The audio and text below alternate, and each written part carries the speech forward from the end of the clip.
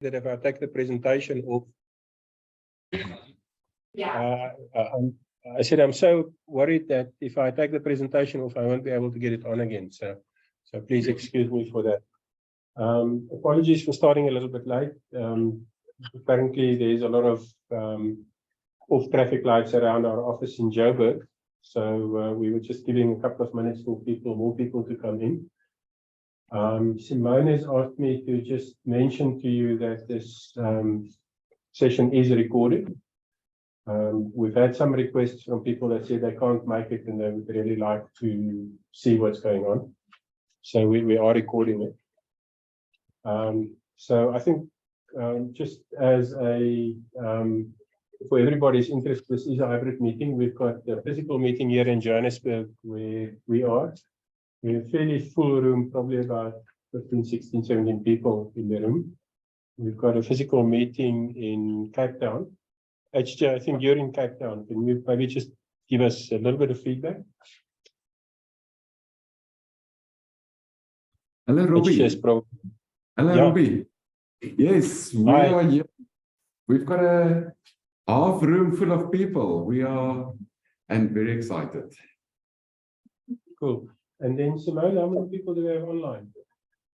73. And then there's 73 more online. So welcome to everybody in Cape Town and everybody that's online as well.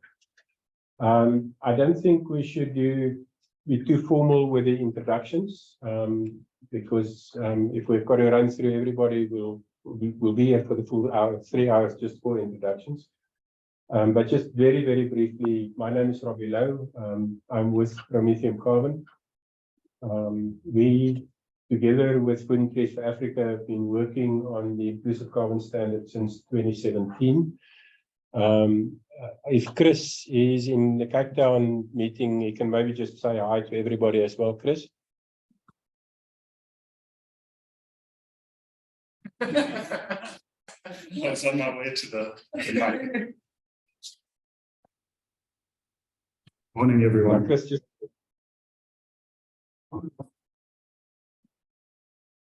Pardon, are we? Yeah, so the camera and microphone on different places. Good morning, everyone. Welcome. Thank you for attending. I can't see. Okay, Chris, maybe just a couple of words from you. Can you hear me, Robbie? Yes, we can hear you. Yeah, it's look, it's a very exciting time, obviously, and I suppose the most important thing is to kind of recognize the people that have put all the work and the effort into this. And I have no doubt when the rush is over, there are going to be some amazing stories that come out, and some of the meetings that we've had, and some of the novelties, and some of the stuff that's basically been spoken about and discussed in the committee meetings. It's a very, I think, you know, one of the things to recognize here is that this is a collaborative effort of many people where there were such good things that came from all sides. And so, yeah, we're in the kind of final stretch now. And yeah, thanks, Robbie. I don't know if that's the welcome that was expected. Yeah, that is. Thank you very much. Just for everybody's notice, I didn't tell Chris, I'll ask him to say something, so he was unprepared. I'm going to just start my screen share again, and then I think we'll dig right into the presentation. If somebody can just confirm that you can actually see the shared screen now. And then, I've mentioned that we've been working on this for a while. We're launching the inclusive carbon standard through a series of 4 workshops over the next 4 weeks, basically every Wednesday. Today, we will focus on projects with a focus on project owners, project developers. Next week, Wednesday, we've got a workshop that will talk to methodology development. And after today's presentation, you'll understand why that's important. Then 2 weeks from today, we will have a workshop that deals with the auditors and auditing. And then 4 weeks from today, we'll have a launch, official launch, after which the system will go live online. And after that, we'll have a period for public comment on all the documents that's online. The physical launch, the JSE has confirmed that they are donating their auditorium for the launch. So we'll have the physical launch at the JSE. Again, it will be a hybrid workshop because there are people joining from all over the world, but the physical part will be at the JSE. So, yeah, welcome everybody. If we can start, the agenda is very simple. It says what, why, who, when, how, and when. So that's basically what we'll do. And then right at the end, we've got one slide on the way forward. If we start with the what we decided to do way back, Chris came to us and he said, can you build a new standard? And I said, I don't think it makes sense unless we can cut the cost of issuing carbon by at least a factor 10. And we sat down and we tried to think if it would be possible to cut the cost of issuing carbon by a factor 10. And then when we came up with the answer and we said, yes, we think it's possible, we decided to go ahead and start the development. So what is the ICS? The ICS, Inclusive Carbon Standard, is a new global carbon crediting program designed to scale emission reduction and carbon removal projects. The ICS ensures environmental integrity and social safeguards by providing a robust framework for project registration, validation, monitoring, and the issuance of carbon credits. The ICS aims to promote climate action and sustainable development by removing barriers to carbon project development in the traditional standards, and thereby encouraging a wide range of stakeholders to participate in the global carbon market. Basically, the scope, the users, the main users on the platform in the system will be project owners, methodology owners. The term methodology owners is not something that's commonly used by the other standards, but basically what the ICS does, it provides for people to develop methodologies and then to earn a royalty on the use of those methodologies for basically for as long as the methodology is used. That's why we talk about methodology owners, accredited auditors, and observers. The projects, the unique structure and technology stack of the ICS will enable projects of all sizes, from picoscale to mega projects. I asked this morning if anybody knew what picoscale was. It's actually very, very, very small. The first draft of the presentation said microscale, but then I realized that in the CDM and VCS, microscale is for electricity, for instance, is defined as smaller than 5 megawatt. 5 megawatts huge, and in this we aim to be able to accommodate much smaller projects.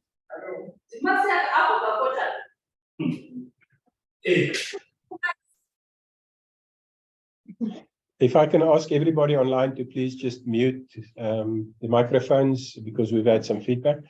And then the markets, traditionally we used to talk about compliance and voluntary markets. Nowadays in this office we talk about regulated and unregulated markets, because we feel that a lot of the compliance markets have got voluntary participants. But the ICS is really geared towards being able to supply credits into both the regulated or compliance and the unregulated or voluntary markets.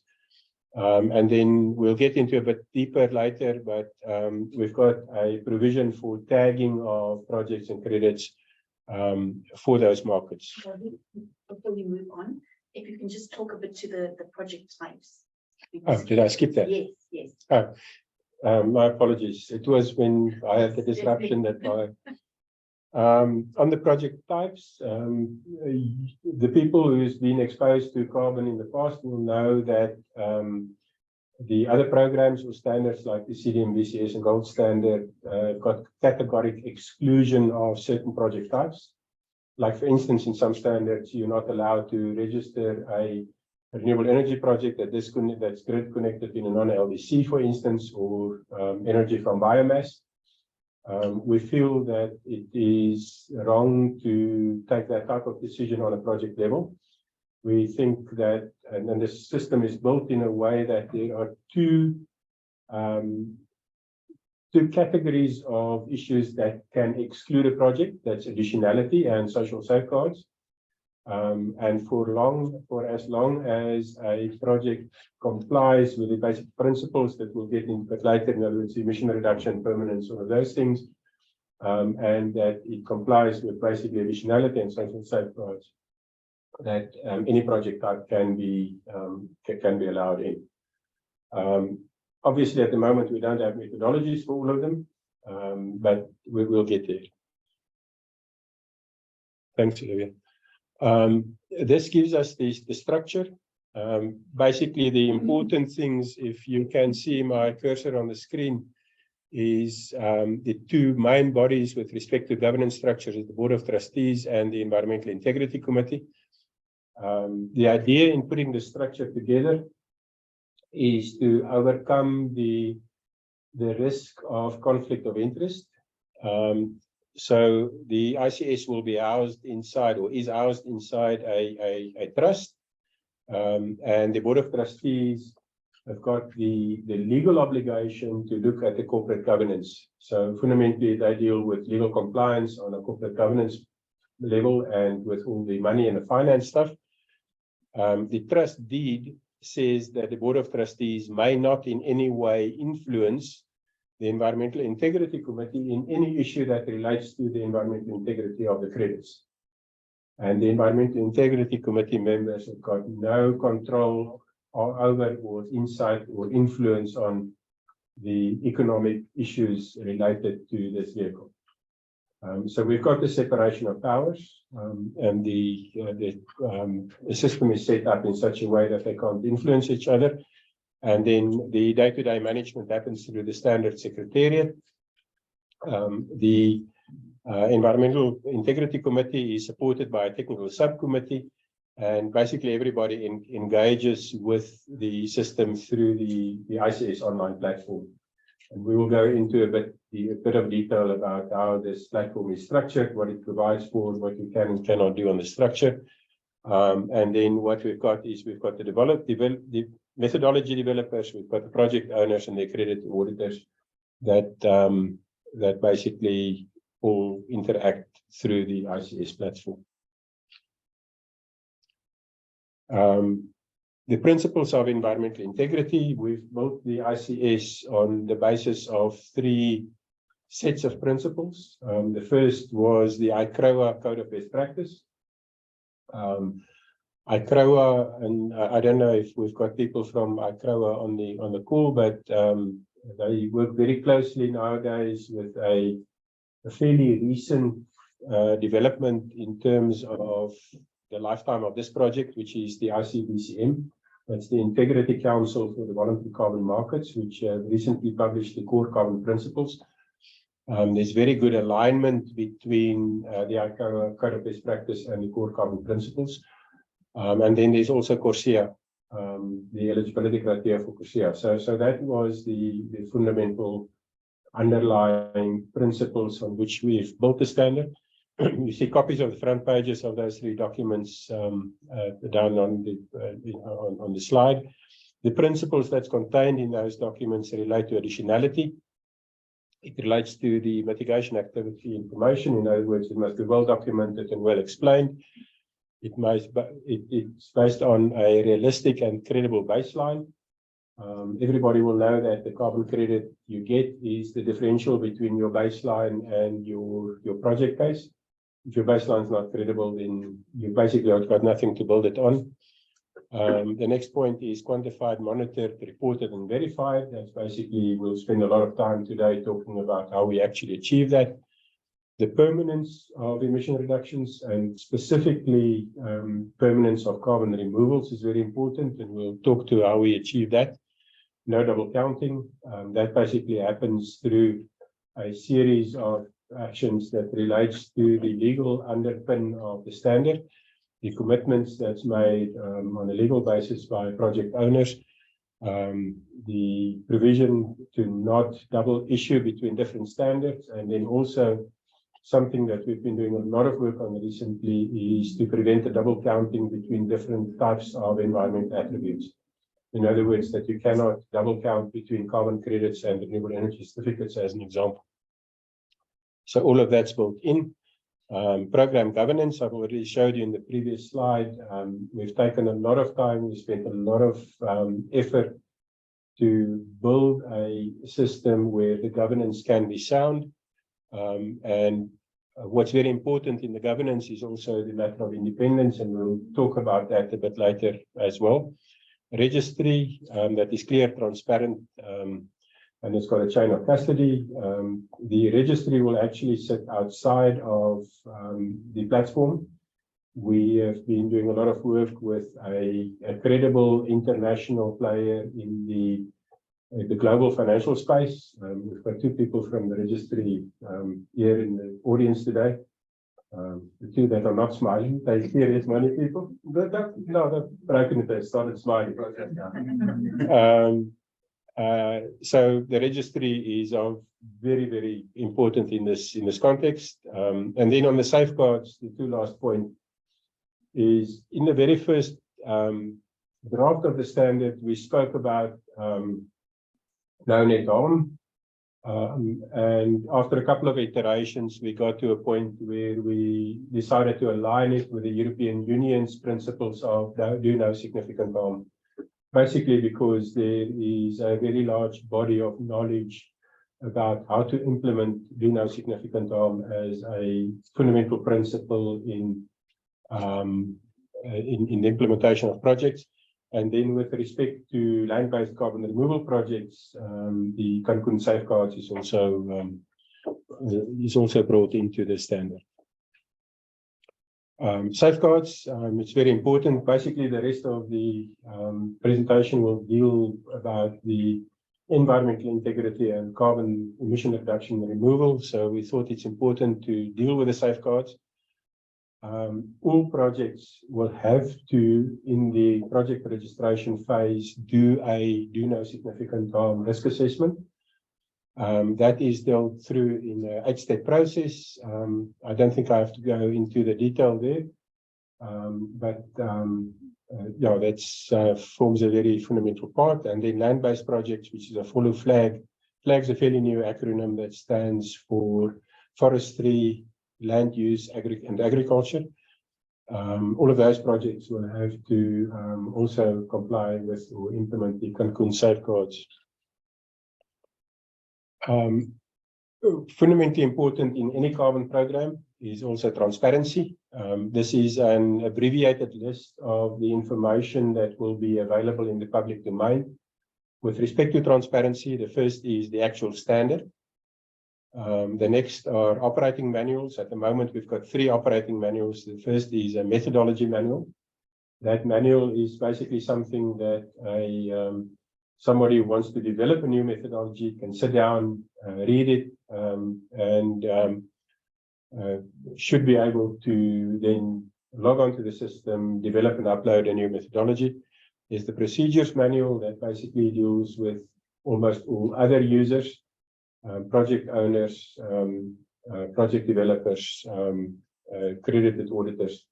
That's basically an overarching manual for the whole online platform, and then an auditor manual that is specifically relevant to the auditing of projects. Governance, we've got terms. I'm not sure what the plural for terms of reference is. Terms of reference, probably. Of the meeting of members, that is basically an overarching body that has the right to make changes to the structure of the trust and the Environmental Integrity Committee. The boards of trustees, the Environmental Integrity Committee, the Technical Subcommittee, and the Standard Secretariat. Those terms of references basically dictates how the governance of the program will run. Then meetings of minutes. The meetings of minutes of the meeting of members, board of trustees, and Environmental Integrity Committee, that will be in the public domain. Methodologies at 2 levels. The first is when a new methodology is in development, it gets published for public comment, and all the available methodologies is then also available in public domain. Projects, again, 2 levels of availability. The first is projects that are In validation, that goes into the public domain for public comment, and then once a project is registered, then all of the project documentation is also in the public domain. Monitoring reports, exactly the same. Monitoring reports that's busy with the verification, in the verification audit is in the public domain for public comment. And once the credits have been issued, the reports are in the public domain, and the same for credits, all the issued carbon credits. There's basically access to the registry that says these are the projects, these are the credits that have been issued for those projects.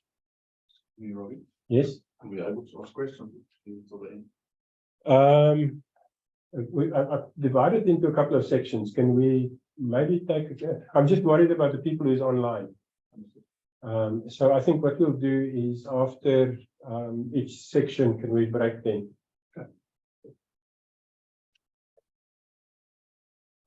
Elements to the new approach, and this is where we're getting into the nuts and bolts of it. The first is simplified methodologies, and we'll spend a bit of time talking about it later on. But basically, the idea is to have the methodologies as different components and to make them very small and targeted so that the application of the methodology is easy. Document creation. Most of the documents, or basically all of the documents that will be on the system will be auto-generated, and we'll talk about the technology stack a bit later, how we achieve that through what we call smart contracts. And then automation of data acquisition through IoT devices. And we'll talk also about the contribution that makes towards data integrity, and therefore also a reduction of the audit burden. And then the issuance, the calculation of the emission reduction also happens on the platform. And the issuance is then much easier. Component methodologies. So let me talk a little bit about the idea behind the component methodologies. For those of you who have worked with the CDM or BCS, you'll understand that some of the existing methodologies are incredibly complex and sometimes opaque. What the CDM did at one point is they decided to consolidate methodologies. So, for instance, there were 5 methodologies that dealt with the landfill sites, and they consolidated them into a single methodology called ACM 0001. And what you do when you deal with these methodologies is there are quite a number of methodological choices that you have to make. There are quite a number of different scenarios that you have to choose between. And typically, when you sit down and you write project documentation, you would have to explain in the project documentation which of the options in the methodology you choose, which of the scenarios you chose as baseline scenarios, for instance. And that can take a very long time, and it creates hours of discussions with the auditors, and it becomes a very big overhead burden. The idea here was to break the methodologies up into components.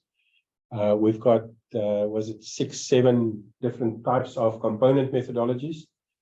And these, I'll show you a little bit later how they hang together. But basically, if there's a component methodology existing that talks about the project details, when you write a new methodology, you don't have to do that again. You can just say, I will reuse that one. So it becomes like a Lego set. The different types of component methodologies are project details, additionality. So on additionality, for instance, you can have a methodology that deals with a financial analysis. You can have an additionality a methodology that deals with a barrier analysis. So if you are going to use a financial analysis, then it's almost like the tool to prove additionality in the CDM. You bring that in, you use it, and you don't have to then, when you write a new methodology for a new project type, you don't have to go into the whole thing about additionality again. Baseline, we think that there will be quite a number of baseline methodologies. It could be, for instance, a baseline methodology that gives you a good emission factor. It could be a baseline methodology that tells you what the baseline is for waste disposal on the landfill site. For those of you who have got experience with cook stoves, for instance, there's a thing called the fraction of non-renewable biomass. You could have a baseline methodology for that. Monitoring and emission reduction. We think there's going to be a lot of them because very often these are project specific. But what you will do is you will develop a methodology. For instance, let's say you've got a landfill site. The methodology will say this is how you measure your landfill gas recovered and flared. And then in the monitoring methodologies, two other very important things happen. The first is that's where you build in the capability of the IoT devices. So let's say, for instance, you've got a landfill gas site, you've got a flow meter, you've got a temperature meter on the flare, you've got the electricity meter. That data will then feed in directly through the IoT, and the data will be captured in the system. The other thing that happens in this component methodology is also the automation of the emission reduction calculation. So we'll show you how that happens.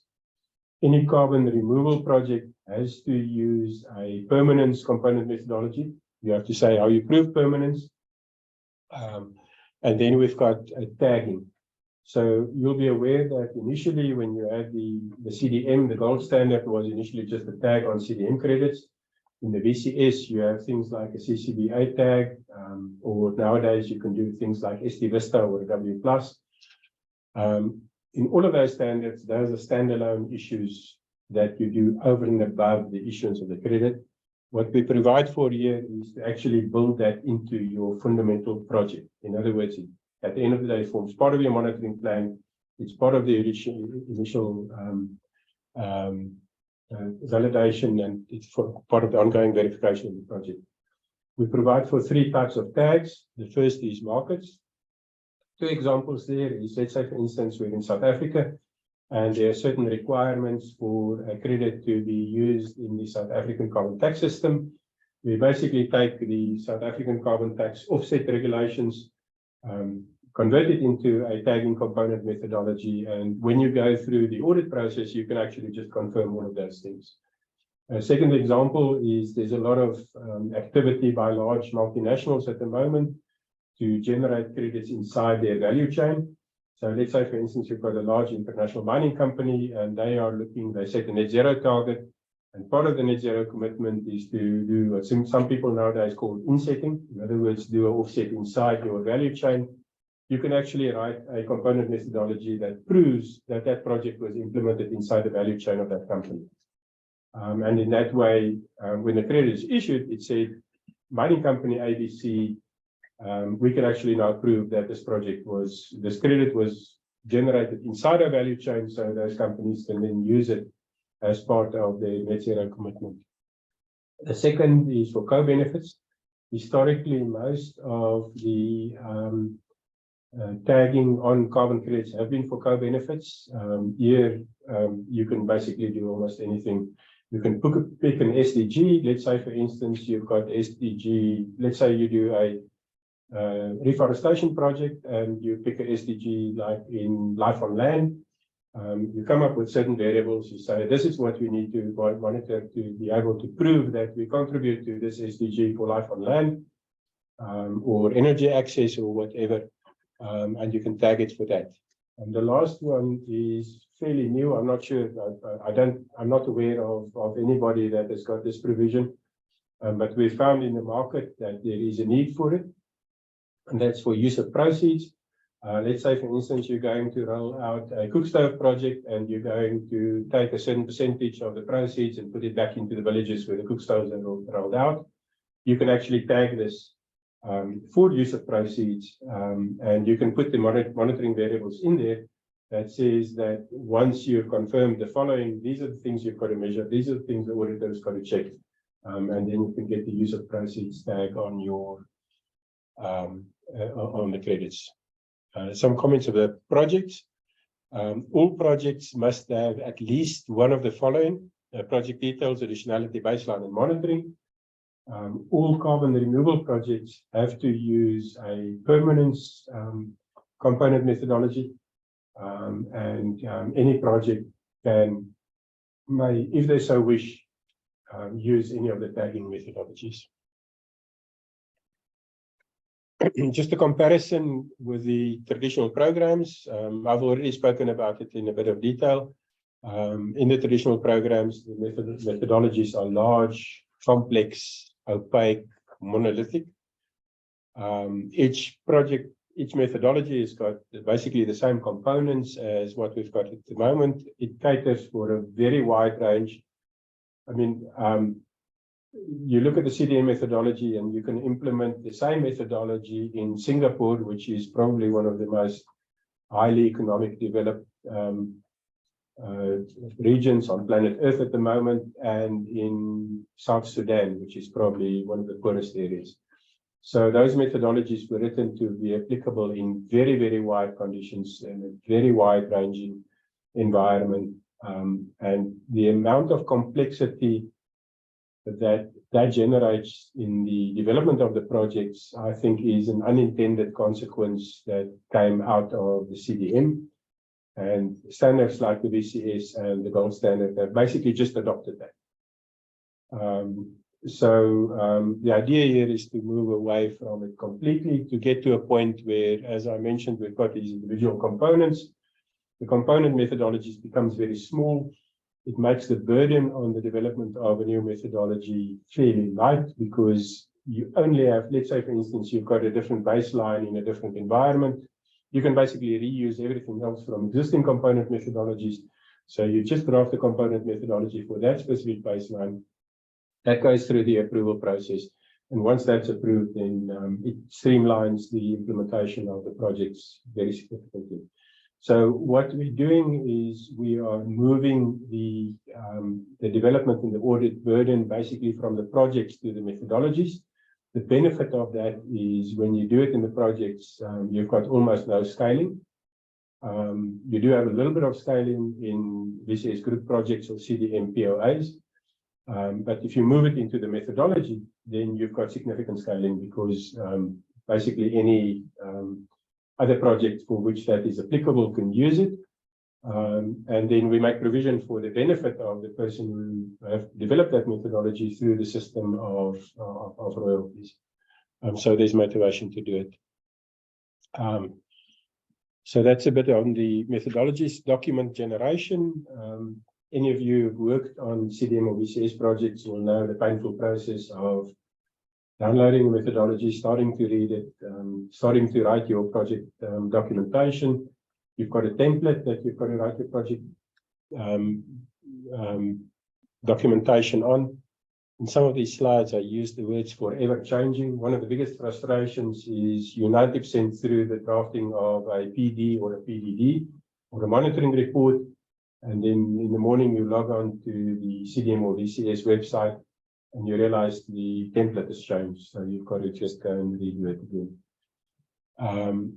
That manual process is very tedious and very costly. It's one of the biggest cost components in CDM and VCS and gold standard project registration. Calculations are done on spreadsheets. Spreadsheets are things that humans deal with, and spreadsheets are things that contain errors. I know of a type of spreadsheet that doesn't have error in it. You get it when you click, you go into Excel and you click new, and then you've got a blank spreadsheet. That doesn't have an error. All other spreadsheets have got a non-zero chance of having errors. That puts an audit burden. The auditors come, they've got to find the error in the spreadsheet. They've got to figure out where the things are. It's a human labor, hard labor process. What we do in the inclusive carbon standard is the methodologies are basically coded on the platform.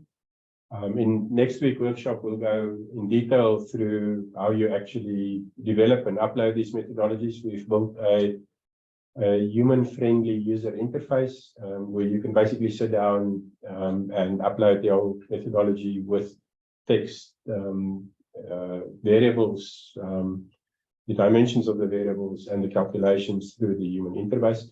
But once that methodology is now turned into a smart contract on the system, it's a set of code that auto-executes. So there's two things that that set of code does. Once you've selected all your individual component methodologies, the code stitches it all together. That then generates a template for the project. We call it the project report. where you've got to enter certain data fields. Once you've entered the data fields, the project report is auto-generated. And we'll go through that in a bit of detail. And then also the data acquisition, then during project operation, we've got 2 types of data that comes into the system. Actually 3 types. The third type we'll go into in more detail later on. But basically there are data that comes in through an IoT device. There's data that is manually entered because you can't put everything through IoT. And then the third type is pre-verified data, where you can actually reuse what we call landmark values from previous projects. The theory there is that if a auditor has actually audited a certain value, you don't have to re-audit it again. Those of you remember back in the early days of the CDM, before we had a standardized baseline for a grid emission factor, every single project had to go through the pain of auditing the grid emission factor. And we're trying to overcome that problem here.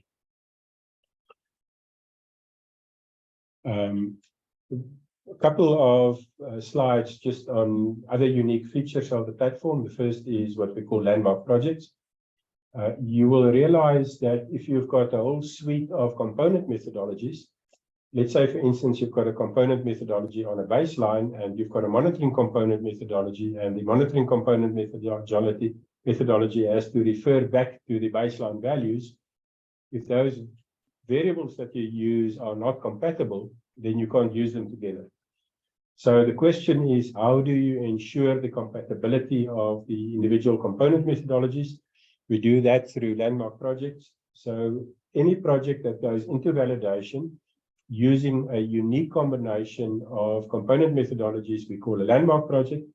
Once that's gone through a validation and the auditor has actually confirmed that those methodologies work well together, then those component methodologies all go into the compatibility table, and that auditing doesn't have to happen again.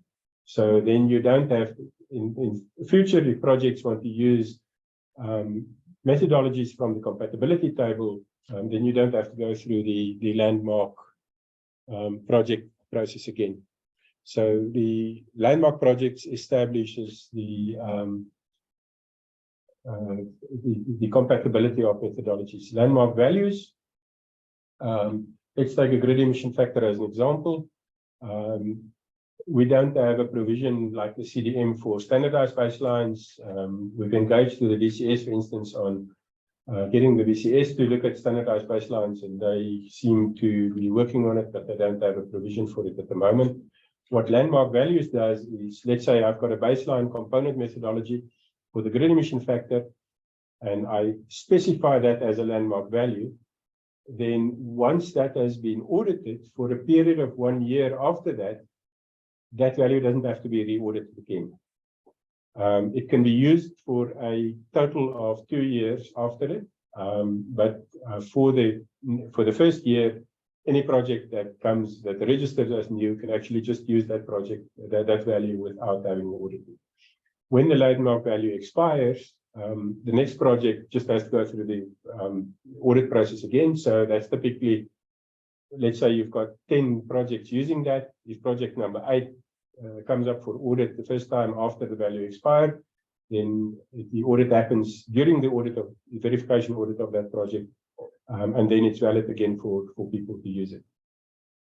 In that way, we can significantly then also reduce the audit burden on variables that is used in multiple projects. We get to the why. I've already touched a little bit on the why, so there may be a little bit of repetition here. The legacy systems have got very high cost. I mean, we get lots of phone calls. Somebody phones me and says, listen, I've got a composting project. And we've looked at maybe 100 composting projects over the last 15 years, and only one of them was big enough to actually register. So the first thing I do to people like that is I say, let's not waste each other's time. Do you have R1 million to put down for cash now for paperwork? If your project's not big enough to carry it, we're wasting each other's time. That cost burden is very significant for a very, very large number of projects. When you talk to the large European-based project developers, they'll tell you, no, cost is not an issue. Because what they do is they come to the market with tens or millions of euros or US dollars, and they roll out projects throughout the world. But that doesn't allow local, smaller scale project developers to actually access the carbon market. There's a certain amount of exclusivity to auditors. One of the very high cost implications is auditors. We've seen in the during this year, the cost of auditing is more than double. Basically because there's a very small pool of auditors, and there's high demand for the services, so they're just pushing the cost through the roof.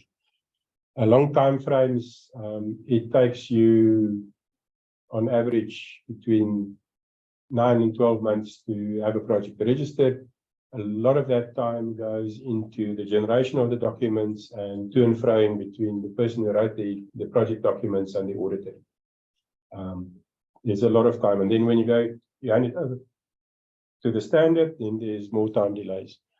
So the idea is to try and address this issue of the high cost and the long time frames. Both of them are very significant barriers to project implementation.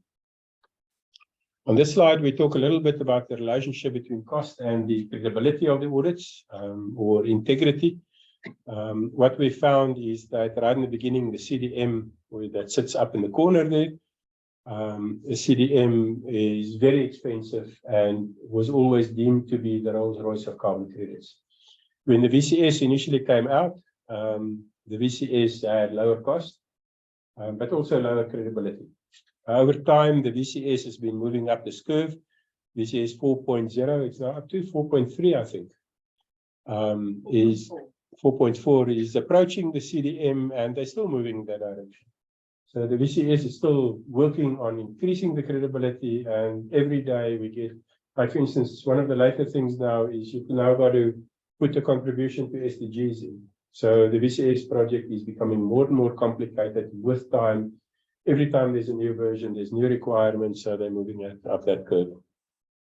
The Japanese joint crediting mechanism has got a significantly lower cost. One of the reasons there, we did quite a bit of work for the Japanese government before the South African government decided to not enter into a bilateral agreement with Japan. But the methodologies are simpler, the methodologies are more targeted. It's got a fairly high reliability at a significantly reduced cost. And then I've actually put the Article 6.2 mechanism here. The government of Switzerland, for instance, has signed bilateral agreements with Ghana, for example. So we sat down, we had a look at those bilateral agreements, and it actually allows for fairly specified methodologies. They actually they talk about a document called the MAD, Mitigation Action Design Document, and it is simpler and cheaper, more specific, and it's also got a fairly high reliability. The idea, what we're trying to do is to maintain the credibility that things like the CDM Article 6.4 mechanism will have. And through the use of this innovative approach where we restructure the methodologies, we automate the processes, we build reliability onto the platform, into the system. We're trying to get down to a low cost at the same credibility. Something that I think is very important, and that I think people are not talking about. I don't know if you've seen that David Antonelli resigned. It was in the news now, because there's questions about some projects. If I was in the issues, I would have taken this argument forward. At the moment, and I've used the South African system here because we live here and we're very exposed to it, but by the time you submit your carbon footprint to the Department of Forestry, Fisheries and the Environment, you don't actually have to audit. But if you want to generate a CDM or a VCS Article 6.4 mechanism credit to offset that same emission, you've got huge auditing burdens. So there's a ton of CO2 that goes out, you measure it. There's a ton of CO2 reduced, you measure it, and the two offset each other. So in the atmosphere, it's a 1-for-1. And the administrative burden globally on these two is so disproportionate. It's such a huge imbalance. And we think that over time, what one's got to do is you've got to move to a position where the auditing of emissions should actually increase, but the administrative and cost time burden on the offsets should get to a point where you actually can balance them. So the development of the standard is an attempt to get to a point where we can actually balance these burdens. In other words, we should be reducing the cost of issuing a credit and the burden on a credit, and we should be putting more emphasis on the actual emissions. This talks about two risks. We talk about the risk of erroneous inclusion versus the risk of erroneous exclusion. Most people who have been exposed to the carbon market know of projects that can be very, very good carbon projects, but never made it into the CDM or VCS. Mostly small projects that can have a very significant contribution if you add up 100 or 1,000 of them. But because of the structure, the systems, the onerous requirements, there's a lot of projects that are erroneously excluded. Way back in the early 2000s, there was a thing, I don't know if people here have been in the carbon market long enough. There was a thing called the Chicago Climate Exchange. What you could basically do is you take your project there, you register it, you list it, you sell the credits. They had a very high risk of erroneous inclusion. I think that part of the place where the global carbon market has, people out there will excuse me for using the words lost the plot, is we are so focused on not getting a single bad credit issued in the system that we have increased the risk of erroneous exclusion to a point where it has now become an epidemic. What we need to look at is we need to look at the system as a whole. We need to say that these risks need to be balanced. The urge to remove, the need to reduce emissions is so high that we should accept that everybody on planet Earth is human. There will always be mistakes. There will always be errors. If we find a project that has erroneously issued credits, it should not cause the resignation of the CEO of that standard, as happened yesterday. We should be tolerant for the sake of taking this thing forward. We should be more tolerant of errors. We should accept that errors will happen. That's a bit of a rant on my side. So let's move on. Last slide in this section, Etienne, and then we can start asking questions. The implication of all of this. What I've done here is I basically took a random value of 10. And I said, on a scale from 0 to 10, where do the different efforts lie, and how does it compare between the traditional standards and the ICS? Obviously, in the ICS, it's a little bit theoretical still because we still actually haven't done it. We need to road test this thing. We need to see how it will pan out. And this is subjective. So please take it in that sense. What I said here is methodology development. If you look at a specific project and you average out of the projects, I gave it 1 out of 10. On the ICS, the methodologies is both simpler and more difficult. It's simpler in the sense that when you've got a new methodology, you only have to focus on the one thing that changed. You don't have to draft a whole new methodology. That makes it easier, but on the other hand, it's more difficult because you may have more of them. And technically, especially when you get to monitoring methodologies, they're slightly more difficult because you've also got to address this issue of taking it onto the online platform, getting your IoT devices incorporated into it, the protocols for the IoT. So I think overall it's about the same. The drafting of the project design documents, there I've spoken to it about, I think we're probably sitting at about 10%, 20% of the amount of effort in the CDM, VCS and gold standard. So I gave that 2 out of 10 versus 10. Validation audit, I think we're going to put in the same effort because you have to ensure that these things are there. You have to ensure it's ensure that they're real. So on the validation audit, I think we're probably on par with the costs of the CDM-VCS and gold standard. Drafting of the monitoring report, again, a significantly reduced effort, because what you've got to do now is you've got to manually enter data, but for the rest, it's auto-generated. The monitoring report is completed by the system. A lot of the data acquisition happens through the IoT, and the calculation actually happens in the system through the methodologies that's now smart contracts.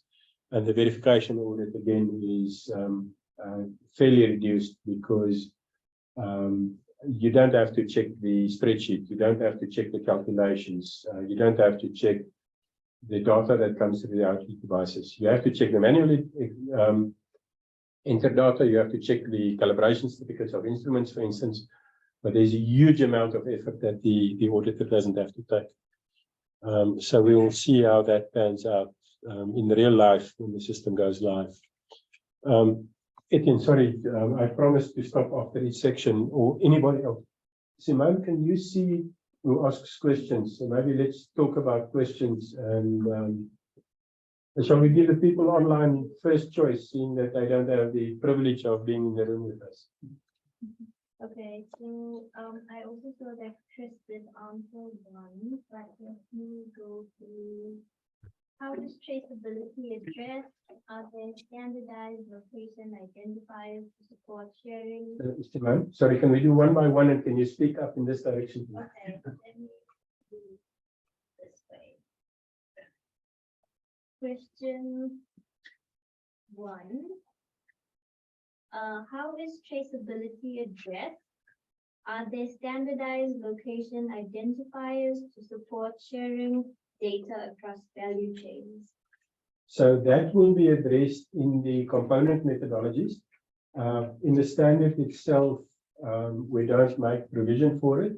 But for instance, let's say you do a land-based project, in the component methodology for the project description, there will be requirements for the location,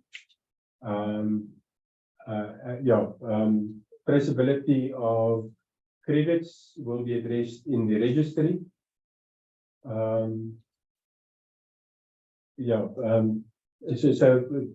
I think the answer there is the requirements for the component methodologies is that those issues are addressed in the component methodologies. And the standard requirements that there be no double counting. Yeah. So to build on what Olivia was saying, sorry for if people maybe didn't hear, Olivia was saying the standard requirements for double counting, but there are requirements in the standard to which the component methodologies must adhere.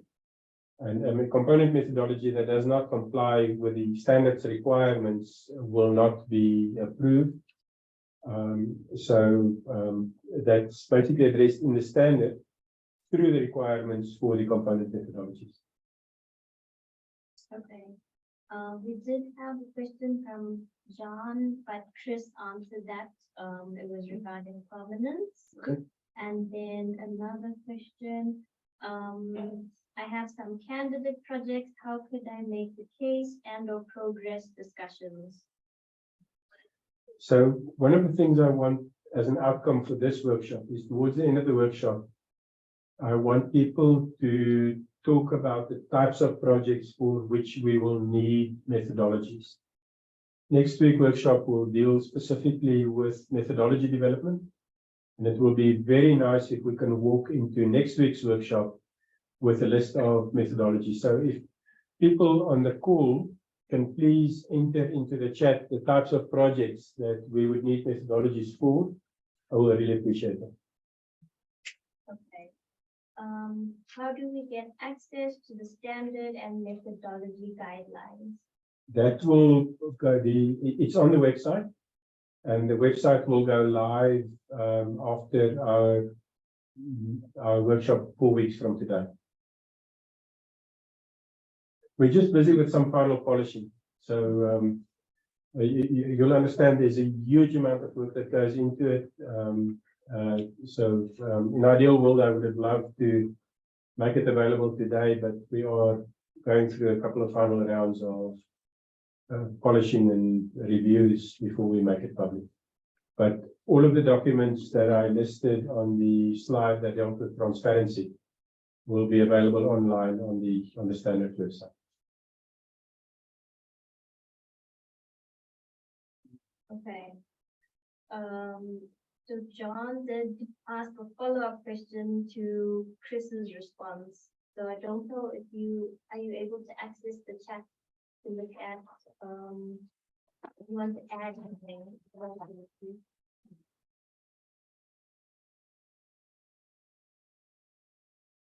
At the bottom of the chat.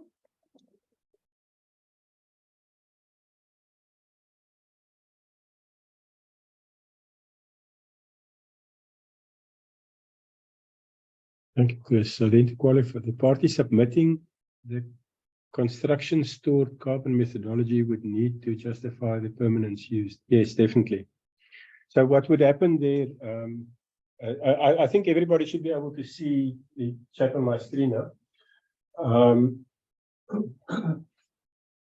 Many specific carbon removal projects will have very specific ways and requirements to prove permanence. So we will probably have a number of permanence component methodologies, and it's the obligation of the project owner to basically comply with the component methodology. Are there any other more online questions, or can we take the questions in the room then? Are there any questions from the people physically present in Cape Town? I'll take silence as no. Then we've got Etienne, and then you and you. So let's start with Etienne. You started earlier. Thanks, Robbie. Just on the transparency of the data. What would that look like? You're saying it's available online, but I mean, will there be like a sorting function where you'll be able to sort per project, and then all the subsequent information details comes through? And then how would that, and to what extent is data shared? In other words, you mentioned things like, for example, board minutes and those sort of things. Is it just pertaining to that particular project using a particular set of methodologies? So first of all, on projects, the data that will not be in the public domain, for instance, is the table of monitor data, let's say flow rates in a gas pipeline. Each project will register or will produce a project report that can be either in validation or validated, and it will produce monitoring reports that can be either in verification or verified. It's very similar to the CDM. The project report and the monitoring reports will be available during those phases of their lives. That's the project information that's available. On the minutes, when the Environmental Integrity Committee, for instance, has a meeting, let's say a week later, the minutes are finalized, it gets posted so people can go and have a look at what's been discussed and what's been decided. Yes, thank you. So you mentioned the compliance market, Yeah. and so you also mentioned South African carbon tax.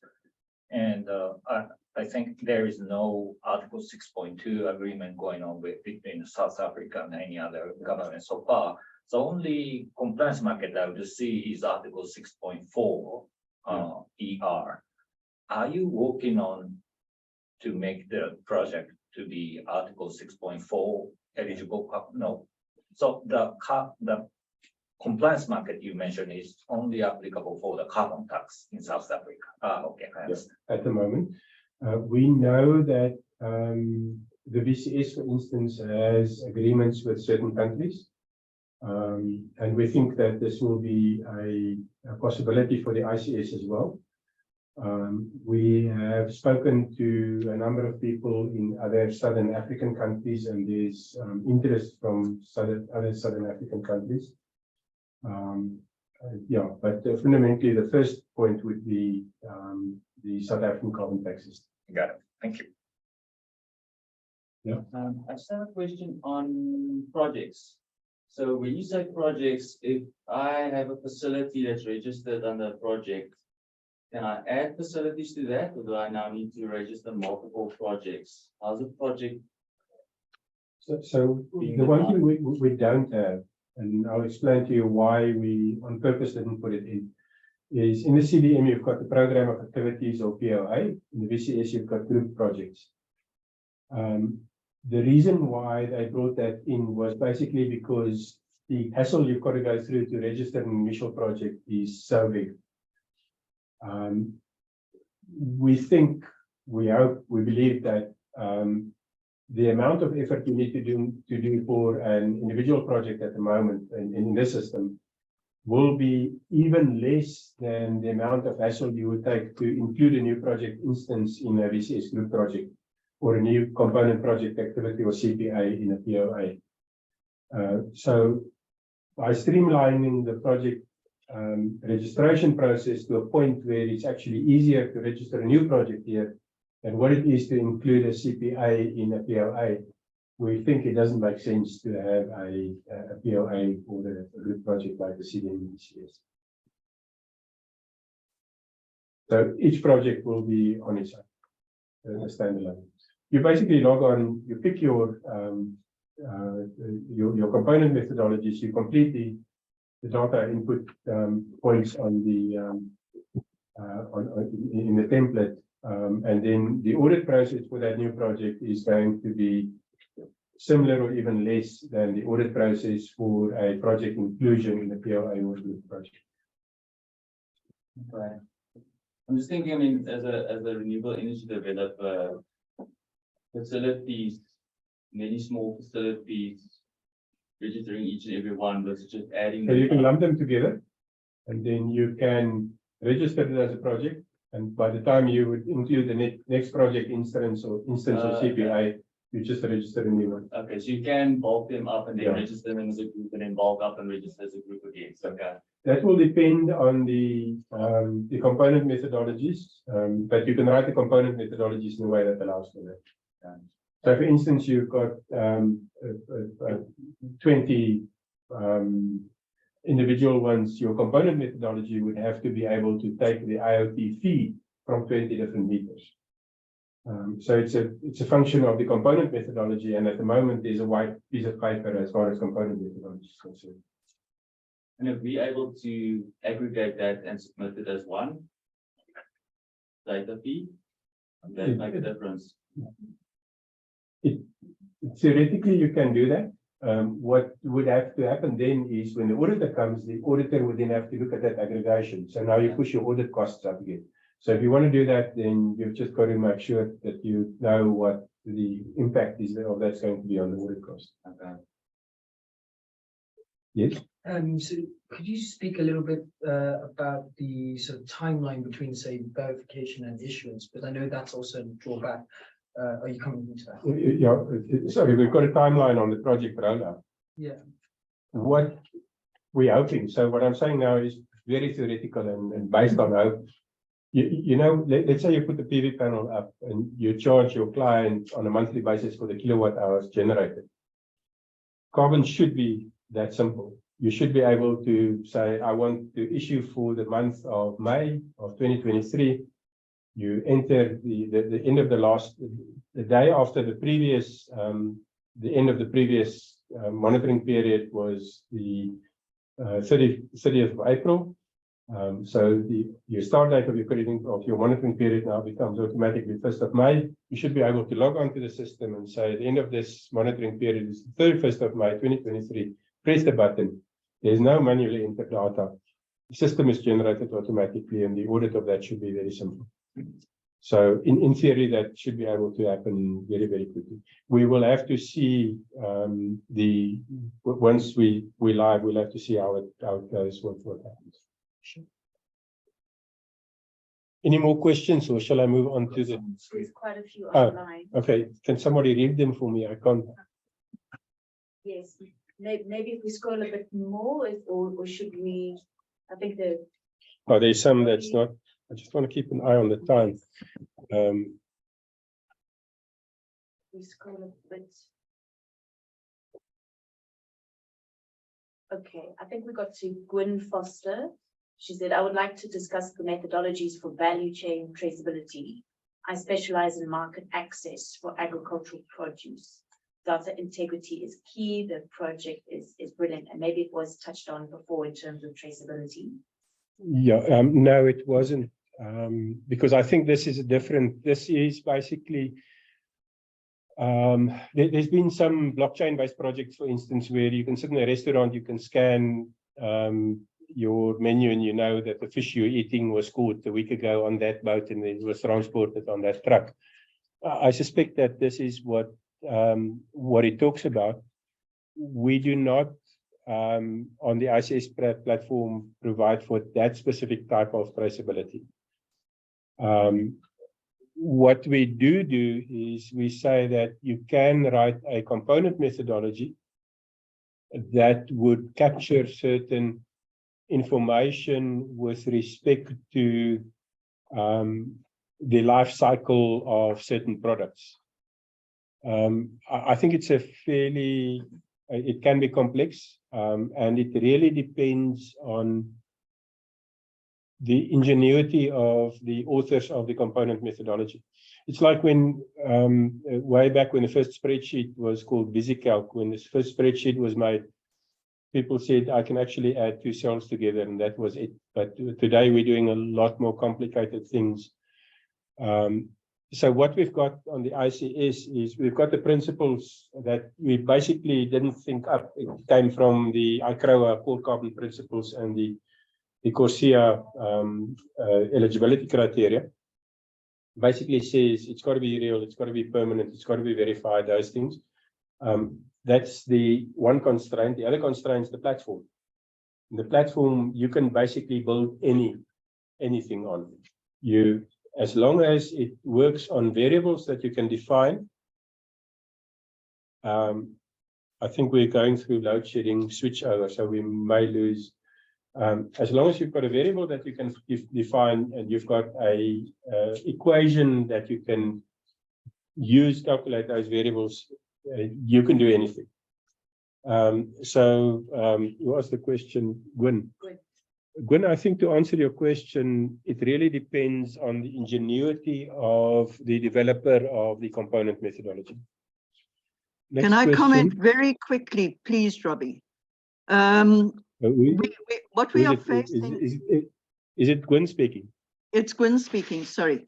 What we are facing yes, with exports is, for instance, under the EU Green Deal, we're seeing similar sort of mumblings in America. What they want, and the estimate is within 3 to 5 years, an importer will not get an import license without being able to demonstrate that all actors in the supply chain are certified for some or other sustainability standard. So that is one of the considerations and the additional data. Another consideration is that everything you are talking about goes down to ground level. And typically our systems pick up from the first point of processing. So there's a huge opportunity. I think what you're doing is absolutely brilliant. We can develop it offline because I've got a lot of the pickup points that ties in with a lot of the discussions. But it's not just somebody nice to have. It is coming through very strongly, and traceability is pretty well mandated and accepted at this stage. Yeah, we're very well aware of it. We do quite a bit of work with people who are very concerned about CBAM. And yeah, in principle, one can do it on the ICS platform, but we will have to sit down and talk about the specific requirements for the methodology. But the platform to build that methodology exists. Great, thank you.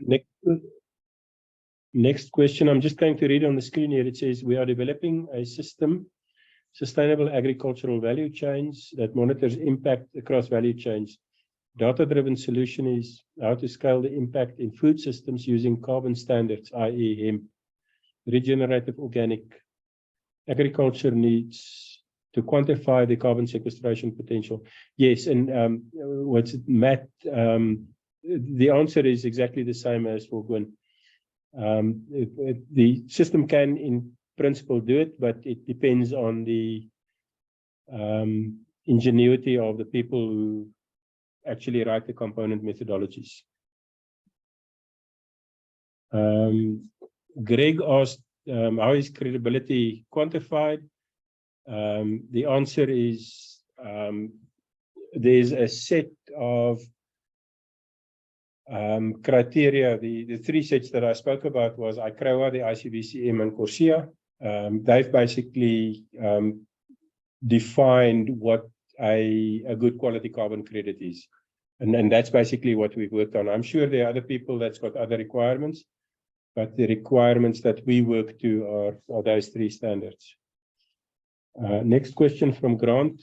Are ICX projects transferable with current CDM, VCS, and gold standard? Grant, the answer is yes.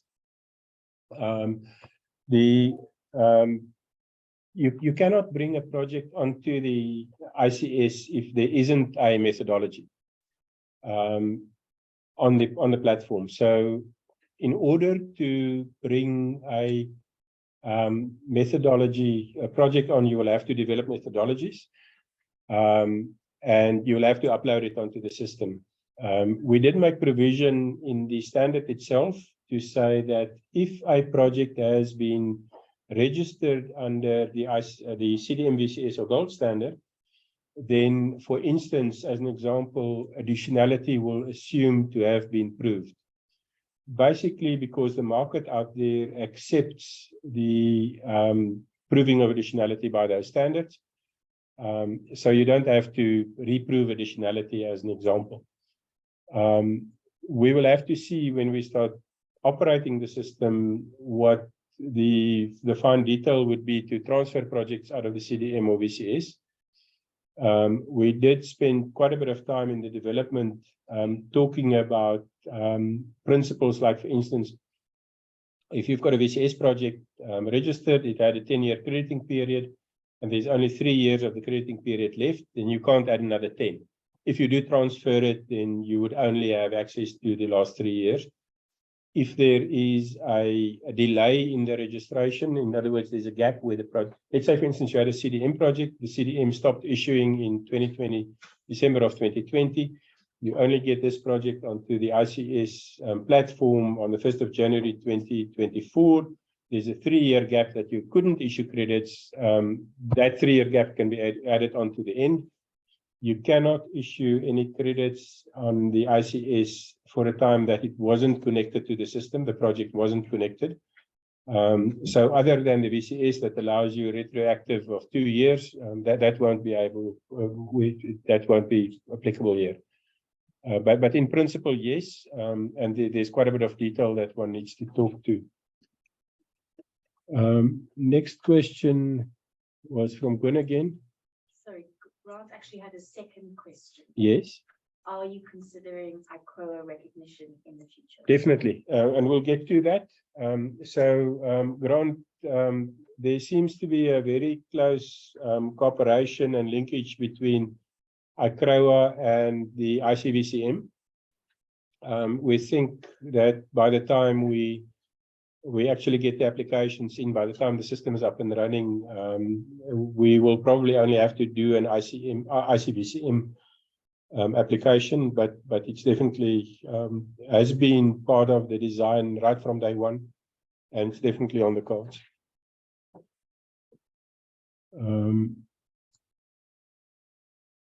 Gwyn, I'm not sure exactly what you mean by GS1 standards. The GS1 standard, it's a global standard. Everything that goes through point of sale, for example, that barcode is a global trade item number. They also have global location numbers, which would be relevant here. And what is happening is, with the level of technology, be it blockchain, be it IoT, be it everything else, we have projects, including from SARS locally, looking at Mm. smart border control and so on. So we get into that unique identification. And I am, although the standards have changed, I am a GS1 traceability auditor. We can pick up on that. But it comes back to how do we identify a location? How do we identify the product? If we have a look, we're talking about, for instance, hemp or cannabis or anything, pharmaceuticals is huge because of the amount of fake news and fake products that are marketed over the internet. So what you said about data integrity, key. I do understand this is development. I do have highly experienced people who can get involved. So I'm very excited about it, but that's where it comes from. It's the global standards system. We do have GS1 South Africa. And yeah, we can pick that up separately, but that's where it's coming from. Thanks. Thanks, Gwen. Again, the answer is the same. We've built a platform that can take it. So let's talk. And can I please invite you to next week's workshop? We'll deal with methodologies. Can I invite you to next week's workshop then? That would, oh, absolutely. I think I've already registered, but no, certainly can certainly do that. Thanks very much. Okay. And then Anton, hello Anton. Question about the auditors. So we've got two requirements for auditors on the ICS. The first is that they are accredited by a organization, by a body that's affiliated to the IAF. The IAF is the International Accreditation Forum. In South Africa, that body is SANAS. So all auditors have to be accredited under ISO in South Africa, under ISO 14065 by SANAS. In other countries, it's different bodies.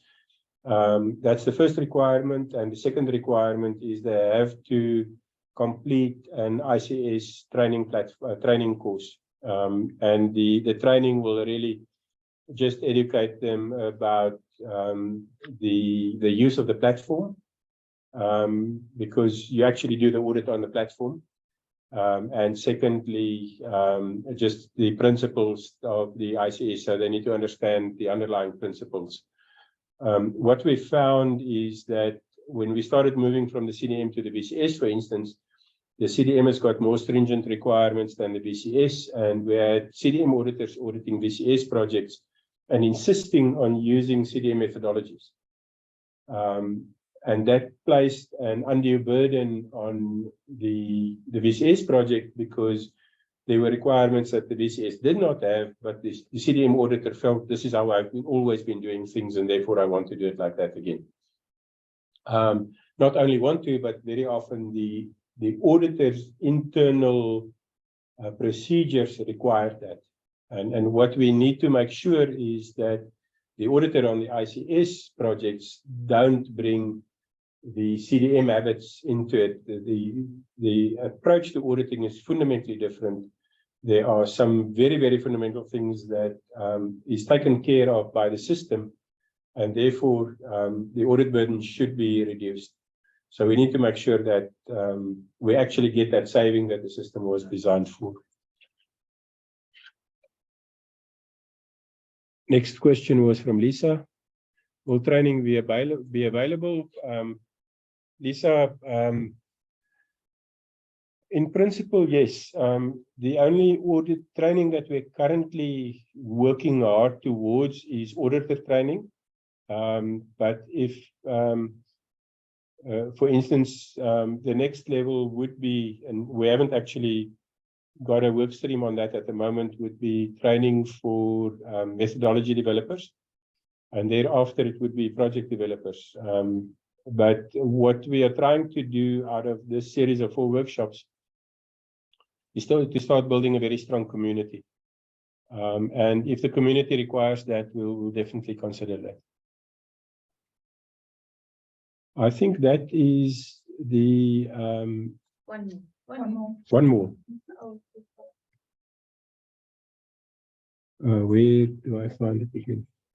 Yes, please. Is ICS an alternative to Vera Gold Standard and CDM? That's very much the idea. That's what we're hoping to achieve. We're hoping to, if you think back about the slide where we tried to plot the integrity, the credibility of the credits coming out of the standard versus the cost. What we try to show there is that you should be able to achieve something, a credit with the same credibility, with the same environmental integrity, with the same socioeconomic integrity at a significantly reduced cost. So yes, it's definitely the plan. May I suggest, so we've got 3-hour schedule, and we're about halfway through. Can I propose that we take a 5-minute break? Oh, I see there's another question that came up. Oh, can a project be registered for both RICSA and ICS? No. So what we've got is when a project owner registers a project, he has to sign a declaration of ownership, where he says a number of things. One of them is that he's legally the owner of the project and he's got the right to issue carbon credits. But the other thing is he undertakes that he will not claim any other environmental benefit, like for instance, a renewable energy certificate for the same intervention. And if he does so, the ICS has got the right to immediately cancel the credits that was issued on that project and to suspend the registration of that project. So the answer is there definitely, unequivocally, for sure, no. Oh, it's follow up. Will that be double counting? It will be double counting, yeah. And we cannot, under any circumstance, double counting is non-negotiable. It's a deal breaker. You can't do that. Cool. Can we take, let's make it 10 minutes. What's the time now? Yeah, I think coffee and a snack. So if you promise not to call me a liar for 2 minutes, it's now 10:30. What shall we make it? 10:40, 10:45? 10:40. Let's be back in 10 minutes.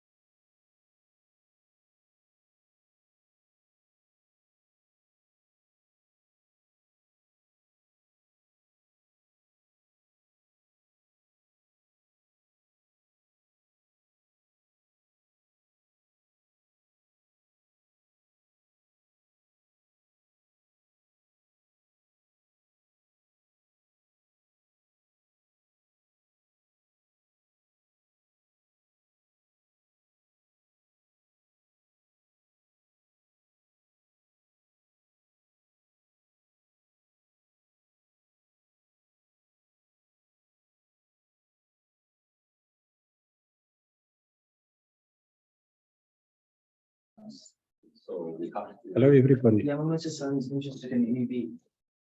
So. With, Shall we start without the people outside? Or shall I call them? happy to. I'm closing the door.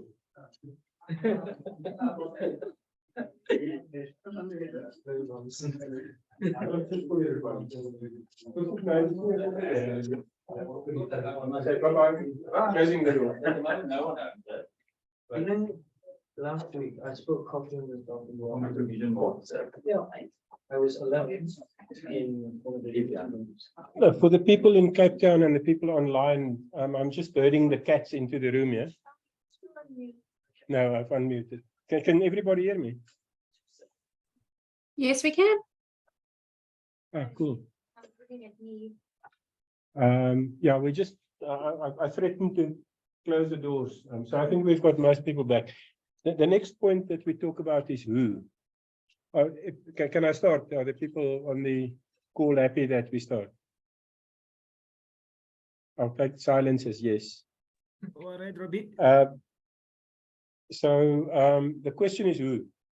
Who did it? And then I got confused between who and when, and I put a slide in after who that says timeline. But the timeline actually says who was involved when. We started doing this development in 2017, and I've got a slide just now in which I'll show you the detail of what happened. But basically, where this all started was Chris, who's on the call from Food and Treats for Africa. He came to see us one day and he said, "Can you build a new standard?" And we said, after a while, we said, "Yes, I think we can."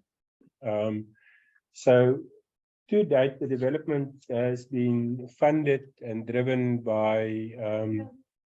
Your presentation isn't shared. Isn't it sharing?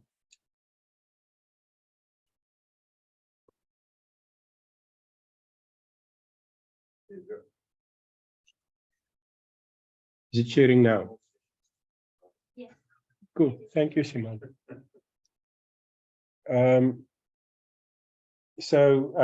Yeah, we then said we can do it. Food and Trees got initial funding. We did a proof of concept. I'll go into that detail just now. The idea and what I've tried to show with the slide, with the colors fading in those top two arrows. In the words of Chris, who also goes by the name of Mr. Wild, in his words is, we will build this and then we will release it into the wild. So the idea is that this is not a commercial venture by Prometheum. This is not a commercial venture by Food and Treats for Africa.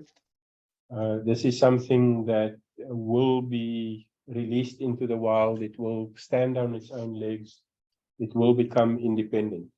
It's structured in a way where between 3 and 4 years from now, it will exist on its own as a not-for-profit venture that creates an ecosystem within which we can do a lot of business.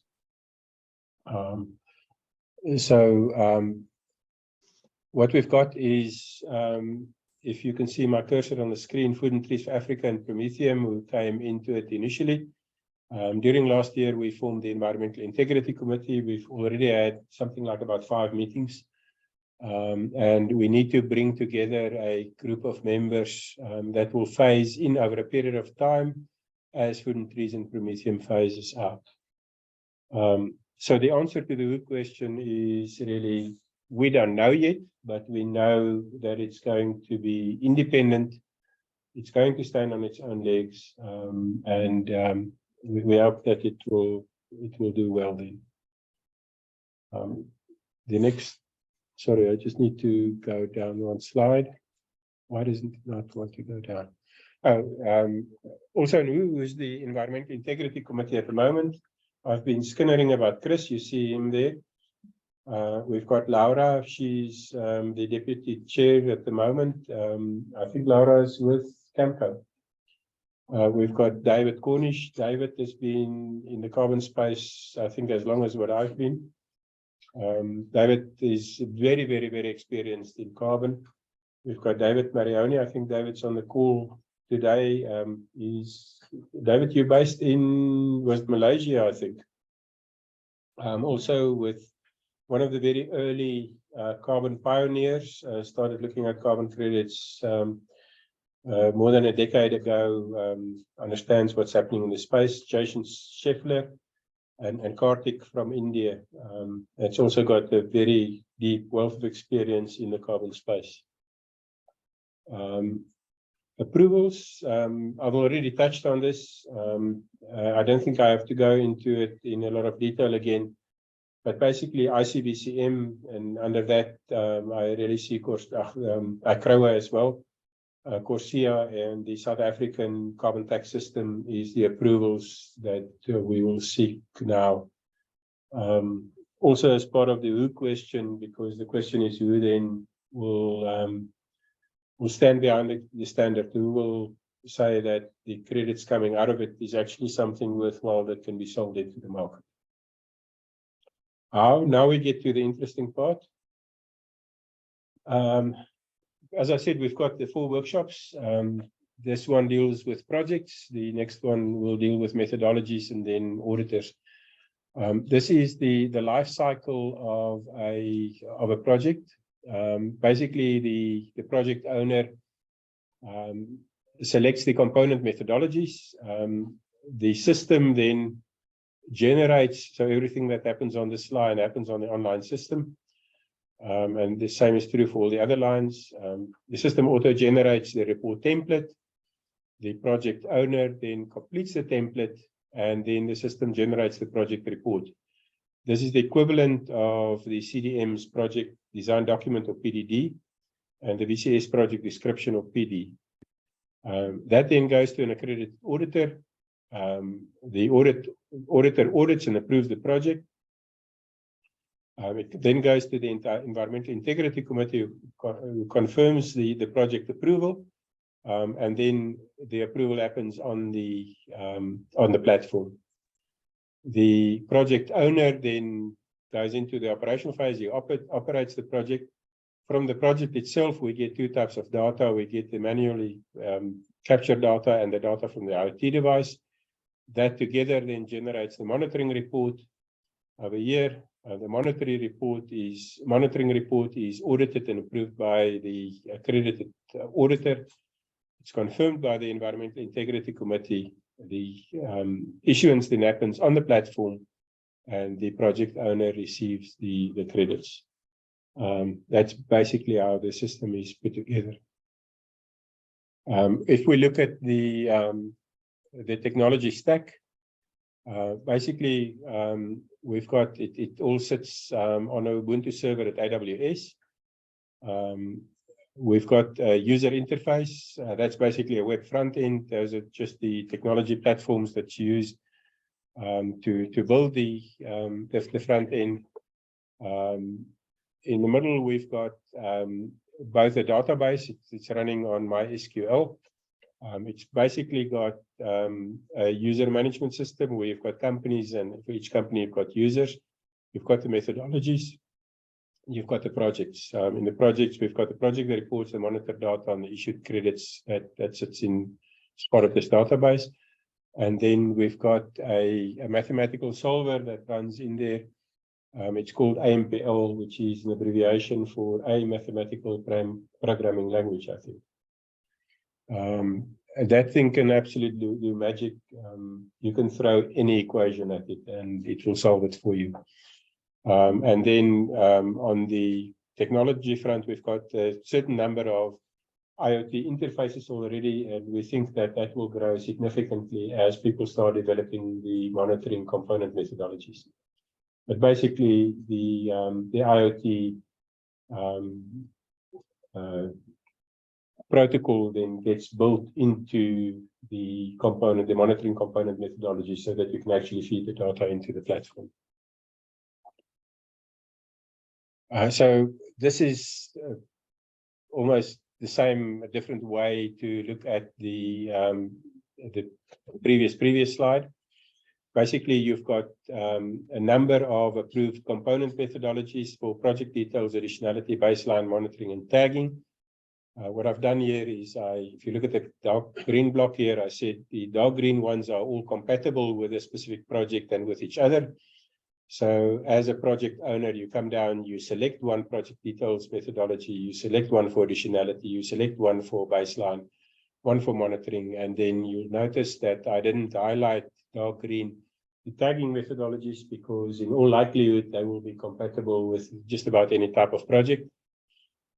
So once you've selected them, you push a little button and it then generates the template.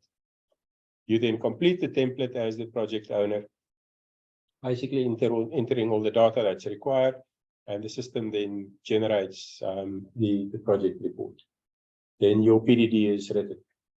Auditing requirements is for landmark projects, the auditor has to audit the compatibility. If you use project component methodologies that's already compatible, that doesn't have to happen. The auditor then audits the project information. So in other words, if you say, I've got I planted 1,000 hectares worth of trees, the auditor will go and confirm that it's actually not 100, it's actually 1,000. So there's a lot of information the auditor has to confirm. And then the auditor will then also confirm the IoT device. So what the auditor will do is you'll go to site and see, for instance, you've got an electricity meter and the electricity meter read 100 kilowatt hour. Look on the system, see that it's actually 100 kilowatt hour. So you need to confirm that that is right. So this then feeds into the, after this, your project's then registered on the system and activated on the system. If we get to the monitoring reports, oh, sorry, I don't know how to get those things. Maybe if I click there, that will go away. So what happens is you operate the project, there's data that is being monitored. By the time you want to generate a monitoring report, the project owner logs onto the system and basically says, these are the dates of my monitoring period. It will pick up after, if the first one you've got, the first date will be the date that the project started operating, or date of activation. If it's subsequent, it's the day after the end of your previous monitoring period. So you specify the end date of the monitoring period. It then generates the monitoring report. The monitoring report template is then generated with the IoT enabled data in, and you've still got to enter the manually enter data. It then performs the calculations automatically because all of that is already in the system directly from the methodologies. And after the system has then performed the calculations, it generates the monitoring report. We've stress tested this. We've had India, how big was the data set that you run on some of them, where it just basically sat down and I think the biggest one was the land for one clues data for every minute. And that was like 10 million lines sometimes. But we try to put that down and just test it properly. Yeah.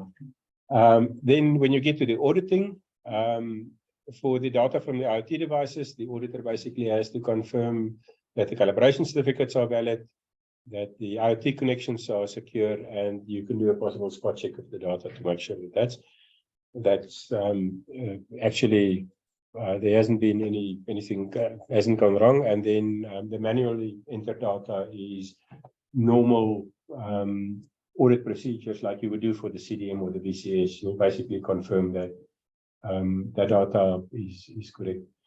What doesn't need to be audited is the actual calculation, the actual capturing of the IoT data, the actual writing of the monitoring report. You don't have to go and check the PDD to make sure that the monitoring report is structured properly, that it reflects the right things, because that's auto-generated in the system. A couple of screenshots. I'm not going to go into this in too much detail. The system will go live in about a month's time, and then you can log on and play with it. But basically, you get to a button that says create a new project, you click on it, you go, you enter the name, you give a short description.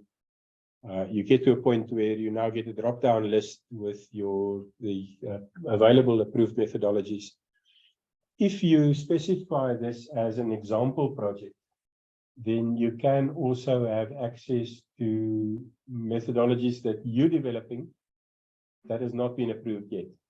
If you specify it as a normal project, it's only the approved methodologies that come on. So you select the methodology for the project details, the methodology for additionality, the methodologies for monitoring and evaluation. And then if you want to do tagging methodologies, you select that as well. Then you basically start completing all of this.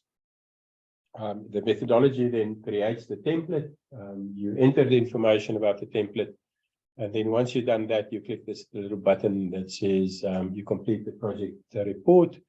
And when you press that, it basically means that Prometheum doesn't have to spend 3 months writing your PDD. You've just done it yourself. Then if we go to the next one, this is now the project, I said template, but that's actually the project report. So now the project report is pushed out and it looks, it's formatted differently from the CDM PDDs and the VCS PDDs, but fundamentally the content is the same.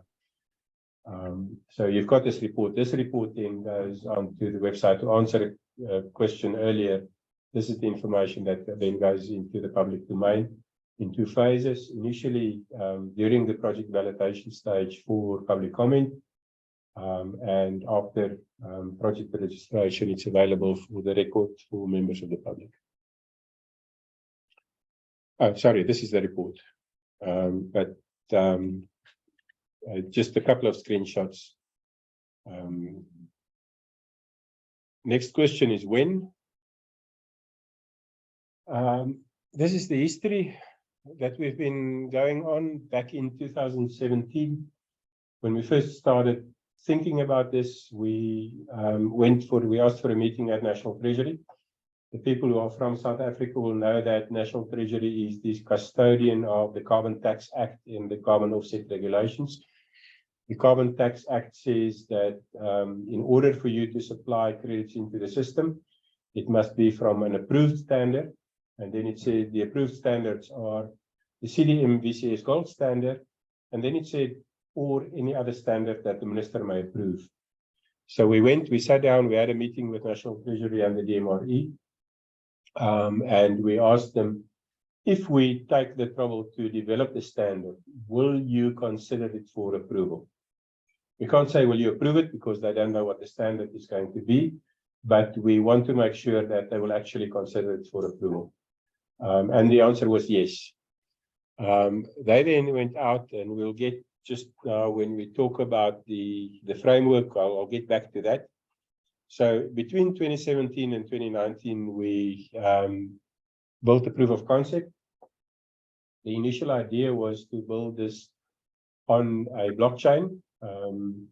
And we actually built the proof of concept on a blockchain called Corda. Corda was a blockchain that was developed by some of the largest banks in the world. It was basically initially designed for international money transfers. And at the time, we then also started looking at component methodologies for both renewable energy and afforestation. On the afforestation, we did some very interesting work using satellite data for carbon stock estimation, and that's work that we hopefully will be completing fairly soon. In 2020, so that was the proof of concept. 2020, we started with the final phase. What happened there is we ran into a bit of a snag on funding. Initially, we thought there was going to be quite a bit of funding available. That turned out not to happen because all sorts of things happened globally in 2020. So it's at this point then that we decided that we do not actually need to build it on a blockchain. We've taken 2 concepts out of the blockchain world, however, that we are still very, very much part of the foundation of this approach. The 2 concepts are, first of all, the idea of smart contracts. So the smart contract is, in blockchain speak, a piece of code that executes automatically when certain conditions are met. So the whole idea of turning the methodology into code, that comes from the blockchain space smart contract idea. And the second is to build an ecosystem that creates the opportunity for a lot of people to come and have a profitable existence, and not to own this as a own company. So what you see in a lot of the blockchain development, in a lot of the blockchain ecosystems, is the system is open source, and people come to this space and they operate in a way that it creates the opportunity. So the business opportunity is not created by owning the platform. The business opportunity is created by creating the ecosystem within which you can operate. It's really similar. It goes back to the early development of the internet. In the very early days of the internet, there were a couple of proprietary platforms like Microsoft and Gopher and things like that. But all of that basically got taken off the table when I've forgotten the name of the guy at CERN who donated the HTML or the internet protocol to the world. He basically signed a one-way agreement that says it's open source, it's free, anybody can access it free of charge. That ethos came into the blockchain space, and that is also what's here. So at the end of the day, this thing will be open source. We are working on putting the code of the platform on GitHub. We want to do some security audits on it before we do that. That's happening at the moment, but eventually this thing will be open source. So even though the technology is built on conventional database and conventional web front end, the ethos is still very much on the some of the lessons learned in the blockchain space. So during 2020, we started building the web interface database, IoT capability, and the calculation engine, and we produced a, let's call it the second version of the next version of the standard. 2021, we kept on building. We had some public workshops, and we did pilot testing of the DMRE. So I want to jump back to the very first day we had the meeting with National Treasury and the DMRE. What happened after that meeting is the South African government engaged with the World Bank to provide funding to develop a framework for the approval of new standards. The World Bank appointed a consultant. The consultant by 2021 produced a draft framework. We were then approached by National Treasury that said, we've got a draft framework, you've got a draft standard. Can we use your draft standard to pilot test our draft framework? And we agreed. So during 2021, the draft standard that we drafted at that point was used to pilot test the draft framework of government. There were some changes made to the framework, and there were some changes made to the standard to make sure that we can align. So we did that in 2021 as well. 2022, we published the almost final version of version 1. We started beta testing in April, May 2022. So we've had a solar PV project running on it, proving the methodologies, proving the IoT devices, proving the calculations, the data engine. So that's been happening. And on the governance front, we finalized the terms of reference for the different bodies, and we constituted the first version of the Environmental Integrity Committee, and we've had quite a number of meetings there. This year, we launched it, and we'll do the operationalization. And we will also, the moment it's launched, we will start the process of applying for the acceptance. We'll submit the ICBCM platform. I think is not open for applications yet, but we'll start engagement with ICROA and Corsia. We didn't want to do it prior to the system being live, because we think when we do it, there must be evidence of action on the system. They must be able to access the methodologies, the minutes of the meetings, the governance documents, all of those things must be live. So we will do that also during this year. A little bit more of the actions that needs to happen now is when we open the doors and we say, people, you're welcome to come onto the platform, have a look.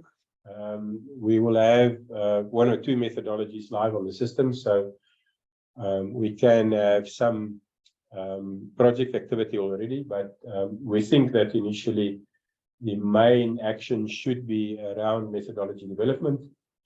So again, just a request for the people on the call, please enter into the chat the types of projects that you are envisaging, the types of methodologies that we should put the focus on developing, and where we should put a focus on finding people that can actually come and help to develop those methodologies. Auditor training is very important. So we're working on the training materials for the auditors at the moment, and we'll go into a bit more detail on that in next week's workshop. Coming out of this, we haven't been planning on other training sessions, but maybe we should put that on our list as well. Basically training for the methodology developers and the project developers. And then following that, the project development. And I think that the moment we've got representative activity of all of those on the platform, then we can submit our applications for the recognition of the standard under the international bodies. So the short-term action plan then is methodology development, auditor training, project development, and the applications for international recognition, as we've just said. The way forward, basically, the idea here is to build a community. So there, please, people, communicate with us. Simone, who's sitting in front here, is basically the secretariat at the moment. But if you want to stay involved, if you want to engage on this project, please communicate, and let's see if we can build this community to make this thing into success so that we can get a change in the world. The pillars of this community will be the project owners, methodology owners, and the auditors. We'll do ongoing development of the platform. Most of the technical work on the platform development to date has happened through Prometheum and Rackwork. We've got a representative of Rackwork right at the back of the room here. They're basically the people who's been building most of the platform. Methodology development, we need to identify the needs. We need to be able to say to somebody who wants to develop methodologies that this is what there is a demand for. We need to have a platform on which we can communicate a need for methodologies, where somebody comes in and say, listen, I'd like to put this type of project on the platform, and then maybe put project developers and potential methodology developers in contact with each other, so that the methodology developers can focus specifically on addressing the needs of the project owners.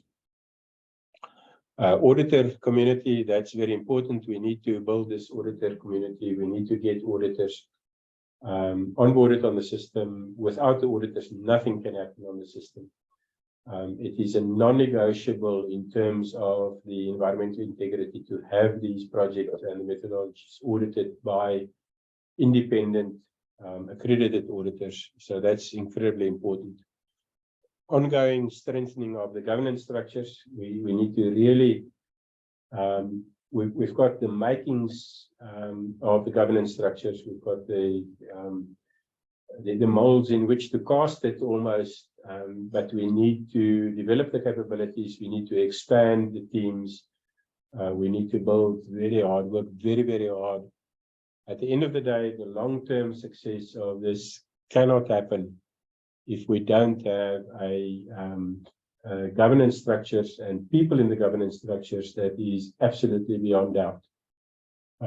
So that's something that we'll be working very hard on. And then the international recognition, as I've said. is what we'll be putting a lot of effort into. And I think, if I remember correctly, that was the second last slide. Last slide is just to say thank you to everybody. I really deeply appreciate the time that you've given the people who came to the Joburg and Cape Town venues, the time that you've made available, and the people online. Thank you, and please, I do think that there is an opportunity here for everybody. I think both the compliance and the voluntary markets in carbon space are growing very rapidly. Globally, there's a huge need for emission reduction. There are very significant barriers to entry for carbon credit projects. The ICS can help to solve those problems. So please get engaged, stay engaged, and let's build this thing. And thank you for your time. Questions? Yeah. And you were just saying thank you. Sorry, Simone, in the meantime, I'm sure there's questions online as well. Please. Okay, so probably it's depending on the project size, but do you have any indicative price structures? What's the typical size of carbon burner? I know you mentioned it's going to be cheaper and quicker. Yeah, I don't. And I was just wondering what's the level of the fee structures you are thinking? So if we wanted to register a VCS project today, and if you go and talk to some of our competitors, they'll give much higher prices. But a very, very simple project like a solar PV project today under the VCS will cost you probably about R500,000. And if you go to a more complex project like a complex landfill gas project, it can probably cost you closer to R1 million. If you're lucky. Now, if you talk to us, we can do it. And then if you go to more complex, like for instance, a afforestation project, it can probably cost you R2 million. We think, and that we hope over time that for the life cycle of the project, in other words, from the initial validation to the last issuance over a 10-year period, for instance, we're hoping that we can reduce the life cycle cost by a factor 10. So we think that the initial validation cost, at least initially, will be similar to the CDM and VCS, because you've got to go through the same. But over the duration of the monitoring of the crediting period, we think that we will have a significant reduction in cost. So I'm sorry, I can't. Okay, okay, I understand. That's fair enough. Thank you. Yes. Just following on from this question, I think more importantly, and you touched on it briefly earlier, where you said methodology owners would earn a perpetual and royalty. That's correct. On their methodology. Could you maybe just talk us through what does the commercial model for ICS looks like? Because obviously we're not doing this for free and out of the goodness of our heart. There needs to be some commerciality. Speak for yourself. Well, I'm not as good as you are. So in the ICS itself, there will be fees. We have drafted a schedule of fees, but I can't remember. But there will be issuance fees, and so there's two types of fees. There's a registration fee, there's issuance fees, and then there's a royalty on the credits.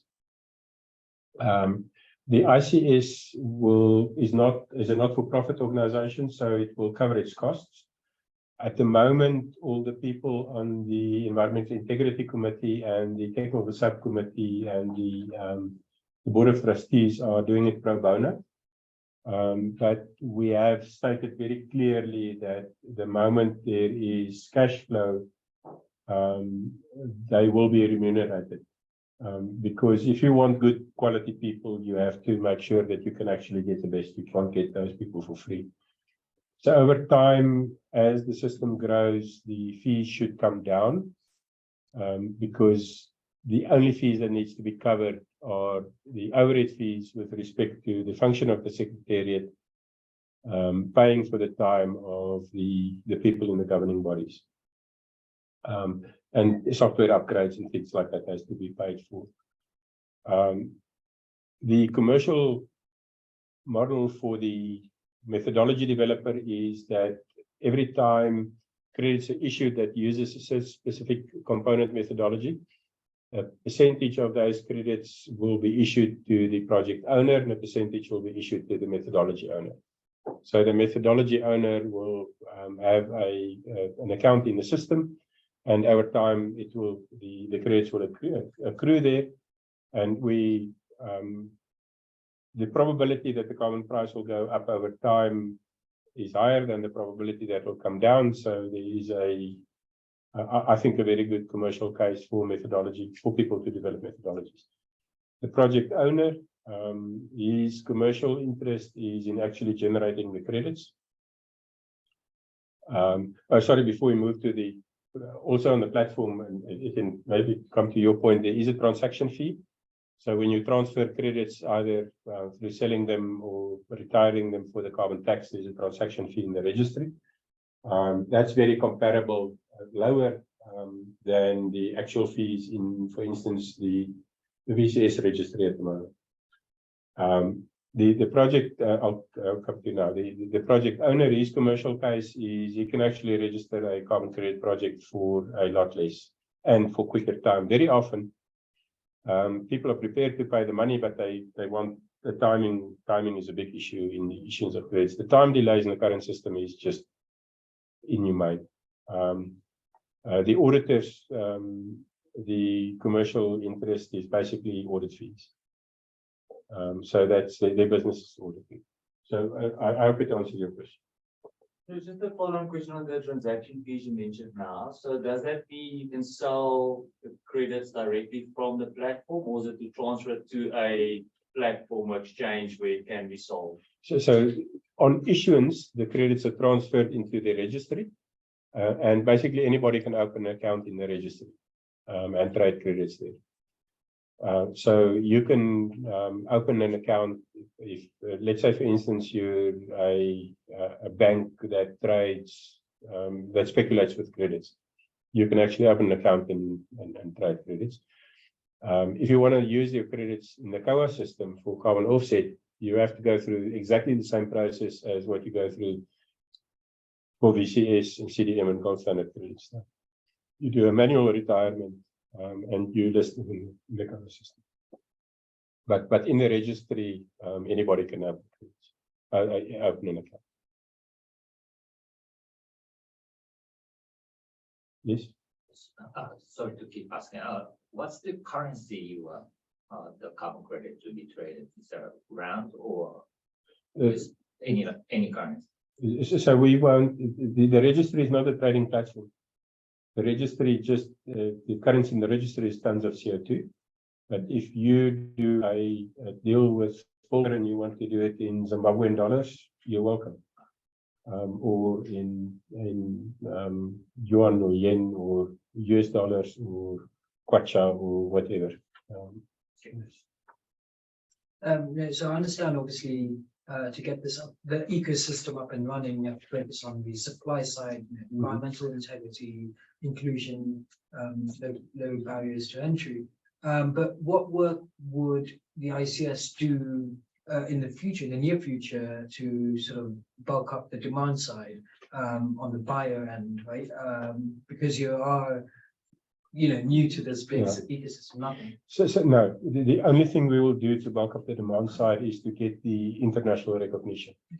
So we think that if we can manage, and I believe we will be able to,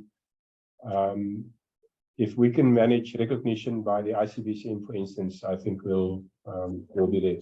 When the ICBCM published the first draft of the core carbon principles, they published, I think it was Annexure 4 or 5 or 6, a fairly long list of criteria. And we produced a 200-page document where we took every single one of those criteria. We looked at the standard, we see if we matched it. if there were gaps, we went back and filled the gaps and then said, this was the gap and this is how we, so it's a 200-page document where we mapped every single requirement of the core carbon principle against the ICBC. So we are fairly confident we can do it, but that's the only work we're doing on making sure the market will accept our credits. So the growing international markets will make inroads will obviously take quite a concerted effort. Do you have key markets that international markets identify that you want to focus on or not yet? No. Back in the early days of the internet, there was a saying where people said, build it and they will come. So I think what we may end up doing is to go and sit down, for instance, with governments in the SADC region and say, listen, we'll definitely engage with the South African government. That process is ongoing. There has been some snags, but we've been talking to them on an ongoing basis. But we'll go and sit down and talk to people. We'll go and talk to, for instance, large multinational mining companies to say, if you want a credit and you want to be able to prove that it's inside your value chain, you can put this tag on. So I think those are also issues that could help to generate the market. I mean, like for instance, Ghana has published their sort of carbon credit framework, and they've made a provision for accepted standards. So they have, to my memory, is VCS to gold standard art trees, and whatever the CDM becomes. Right? So would you then be applying to say, Ministry of Environment? So we don't have a very large budget. We're doing all of this on the side pro bono at the moment. There's been no income whatsoever for a period of 5 years in building it. So obviously those efforts will be constrained by resources. But as the system picks up, as cash flow starts coming in from registration fees, I think that it must definitely form part of the program. Shall we go to online questions? Simone, if you can read them, because I'll keep the presentation up. We may need to have to scroll up and down in the presentation.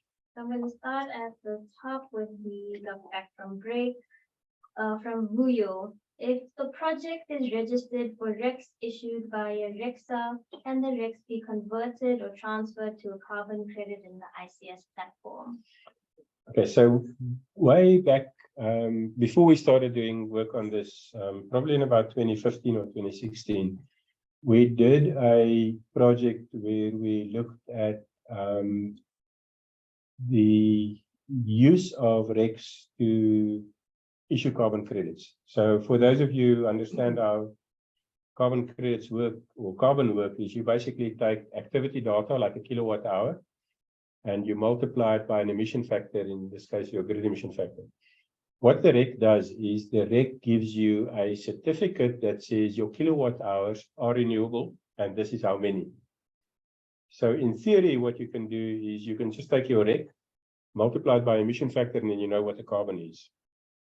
So the opportunity exists to develop a component methodology where your monitoring component methodology would basically say, has a REC been issued?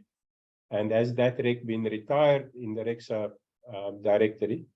And that then becomes the kilowatt hours. You would then use that combined with the grid emission factor baseline component methodology, and that could give you carbon. So I can't say, yes, we're going to do it, but I can say the opportunity exists for a methodology like that to be developed. Okay. Then next is from Gwen. We might have touched on it, but what is the definition of project? That's a very fundamental question that we've never ever thought about, the project. So in the very first part of the project report, or you've got a component methodology, or in CDM and VCS and gold standard, it forms part of the first part of the project design document or project description. So a project is a activity or intervention that has got a certain physical and temporal and emissions boundaries. Physical, in other words, you'll say if it's a piece of land that you plant trees on, that's the piece of land. If it's a industrial equipment, you say those are the pieces of equipment in the industrial process. Temporal, it started on a certain date and it will run from this date onwards. And emissions boundary says that the following greenhouse gas emissions are included. You're going to include the CO2 emissions, you're going to include the methane emissions. It's also got a baseline. For those of you who know the carbon space, your amount of carbon credits is always the differential between the baseline emissions and the project emissions.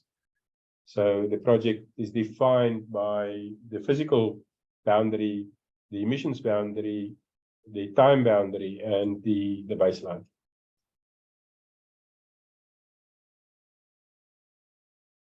Okay, so jumping back up. From Leah, I hope I pronounced that correct. Is it possible to see now which methodologies are available or approved for project developers? At the moment, the only methodologies that we are working on that we hope will be live by the time the system goes live is we've been working on 3. It is solar PV, one for tree planting, and one for landfill gas. But for the rest, part of the purpose of this workshop is to find out what methodologies people would like to see developed. So please enter it in the chat. I know this is about the 4th time I've asked. Yeah, then we need to build a methodology. So this launch isn't to say you can bring any project and you can come and register it. It's to say we're starting this, we're on this journey. Please join us on the journey and start building methodologies so that we can make it work. Okay, and then from Peter, any news on when the framework will be published? So the framework was passed, if I understand correctly, to the minister's desk for signature in about October or November last year. The minister then had questions about, that's the minister of the DMRE. He had questions about whether that approval should happen at the DMRE or the DTIC. And there is a process ongoing between the DMRE and the DTIC to figure out which minister should do the approval. We believe that that process is fairly close to being finalized. But more than that, I don't have information about it when. Sorry, we had another question in the room. So just on the solar PV methodology, when you say that will be ready when it was, is that in the launch in 4 weeks? Yeah. You mentioned that will be ready. Yeah. And then once you start following the process, it will be the same way you can register a year back? No. No.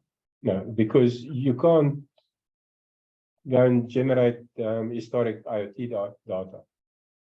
Okay. So what it allows you to do is if you, let's say for instance, you had a registered CDM project, if you've lost time, then you can add it on at the end.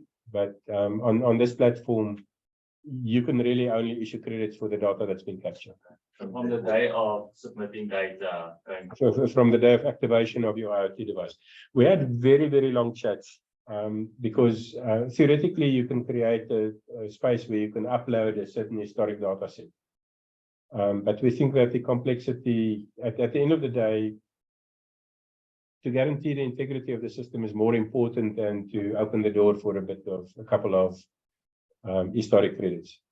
So we think we feel very sorry that we can't bring them on, but we think for the sake of the integrity of the system, it's important that we do not open doors and create opportunities for uncertainty in the data upload. I think in most cases the lower cost will make up for the year of loss. I do hope so. I do hope so. Simone? From Bianca, do you have plans for a type of marketplace where issued credits can be purchased or traded? So there's a registry, and I'm sure on the registry there will be a bulletin board on which people can come and have a look. Brett, I'm not, I see you go like this, but the people online can't hear you when you go like that. When you verbalize, Okay, so the answer is, first of all, the I registry. just want to check, can the people online hear you? Can they hear Brett when he speaks? Can't hear you right now either. Someone said yes. Okay, okay. Okay, perfect. Yes. So first of all, the credits need to exist somewhere out of the methodologies and get to an endpoint. So that has to sit in a registry, and everybody will be registered on that and have access to that. From there, you as the user will decide what you do with said credits. So do you make those available to the market? Okay, do you hold them? Do you offset them? You'll have various options within the platform, but that'll all be within the registry itself. But the thing is that, let's say I'm a trader, I don't have a project. I can actually log on, I can open an account, I go through KYC and all of those things, and then I can buy credits. Correct.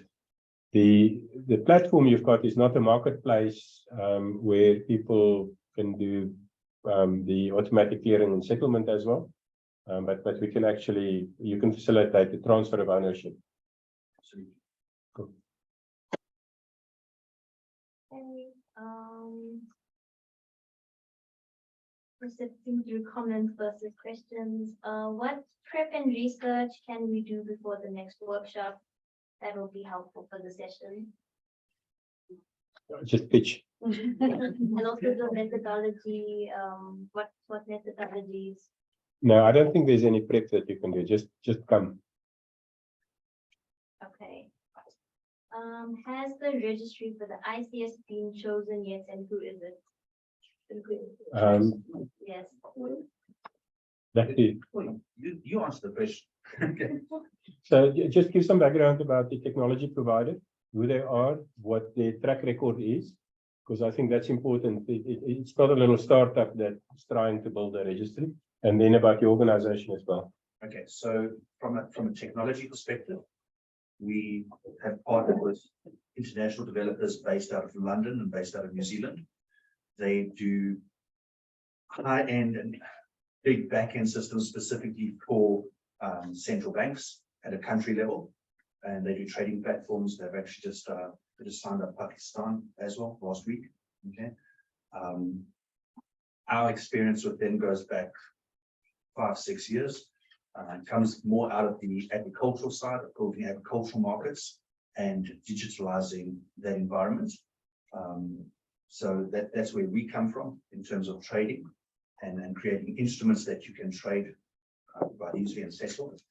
We've partnered with them specifically on this project because of their international experience and because of the exposure that they have to future markets.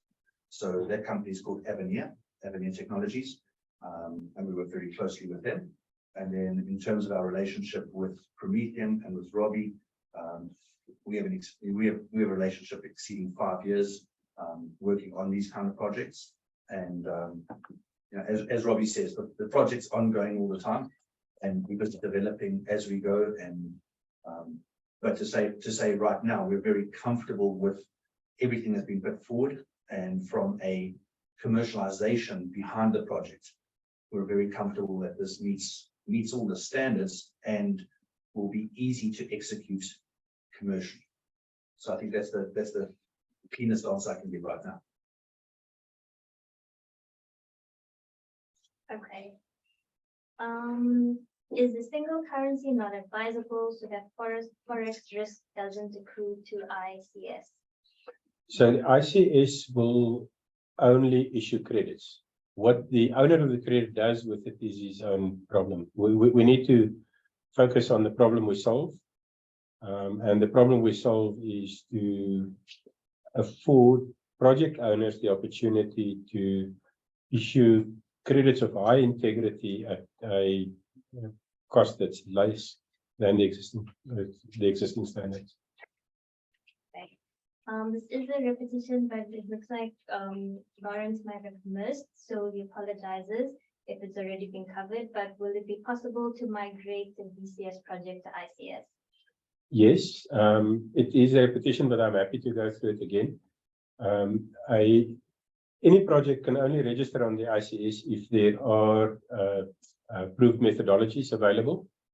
That project then has to be entered onto the platform and it has to go through audit process.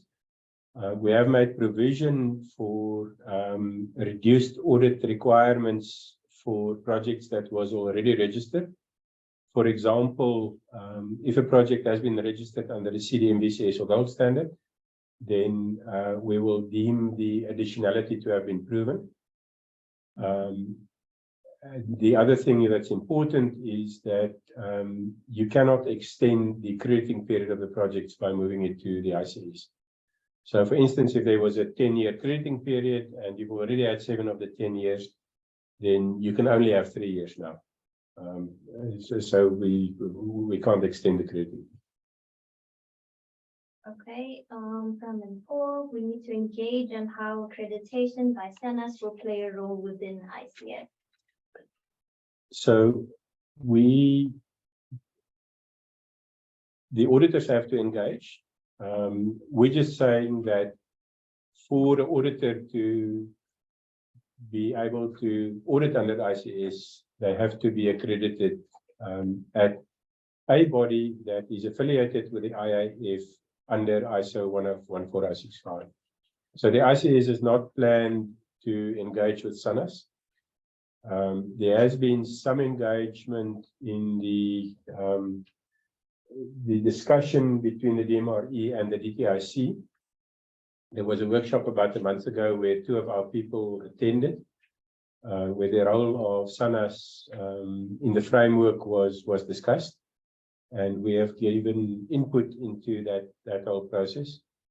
But the ICS itself has not planned on engaging with SANAS in a particular way. There are a few questions if this will be made public, so yes, it will. And the last question is, second to last, what is the registry called? What is it called? Ether carbon. Ether. So, No. No. Ether carbon is the answer. and then Gwen is asking if Cape Nature is participating in the discussion. I'm not sure if that was meant for someone on the call. I don't know, maybe if somebody from Cape Nature is present, please just say yes to Gwen. If not, please ignore my request. Then I think we're all up to date. Cool. Any final questions? For the people who are physically in the Joburg office here, we do have some snacks. Cape Town, I'm very sorry for you. No, but there's no way it can be as nice as ours.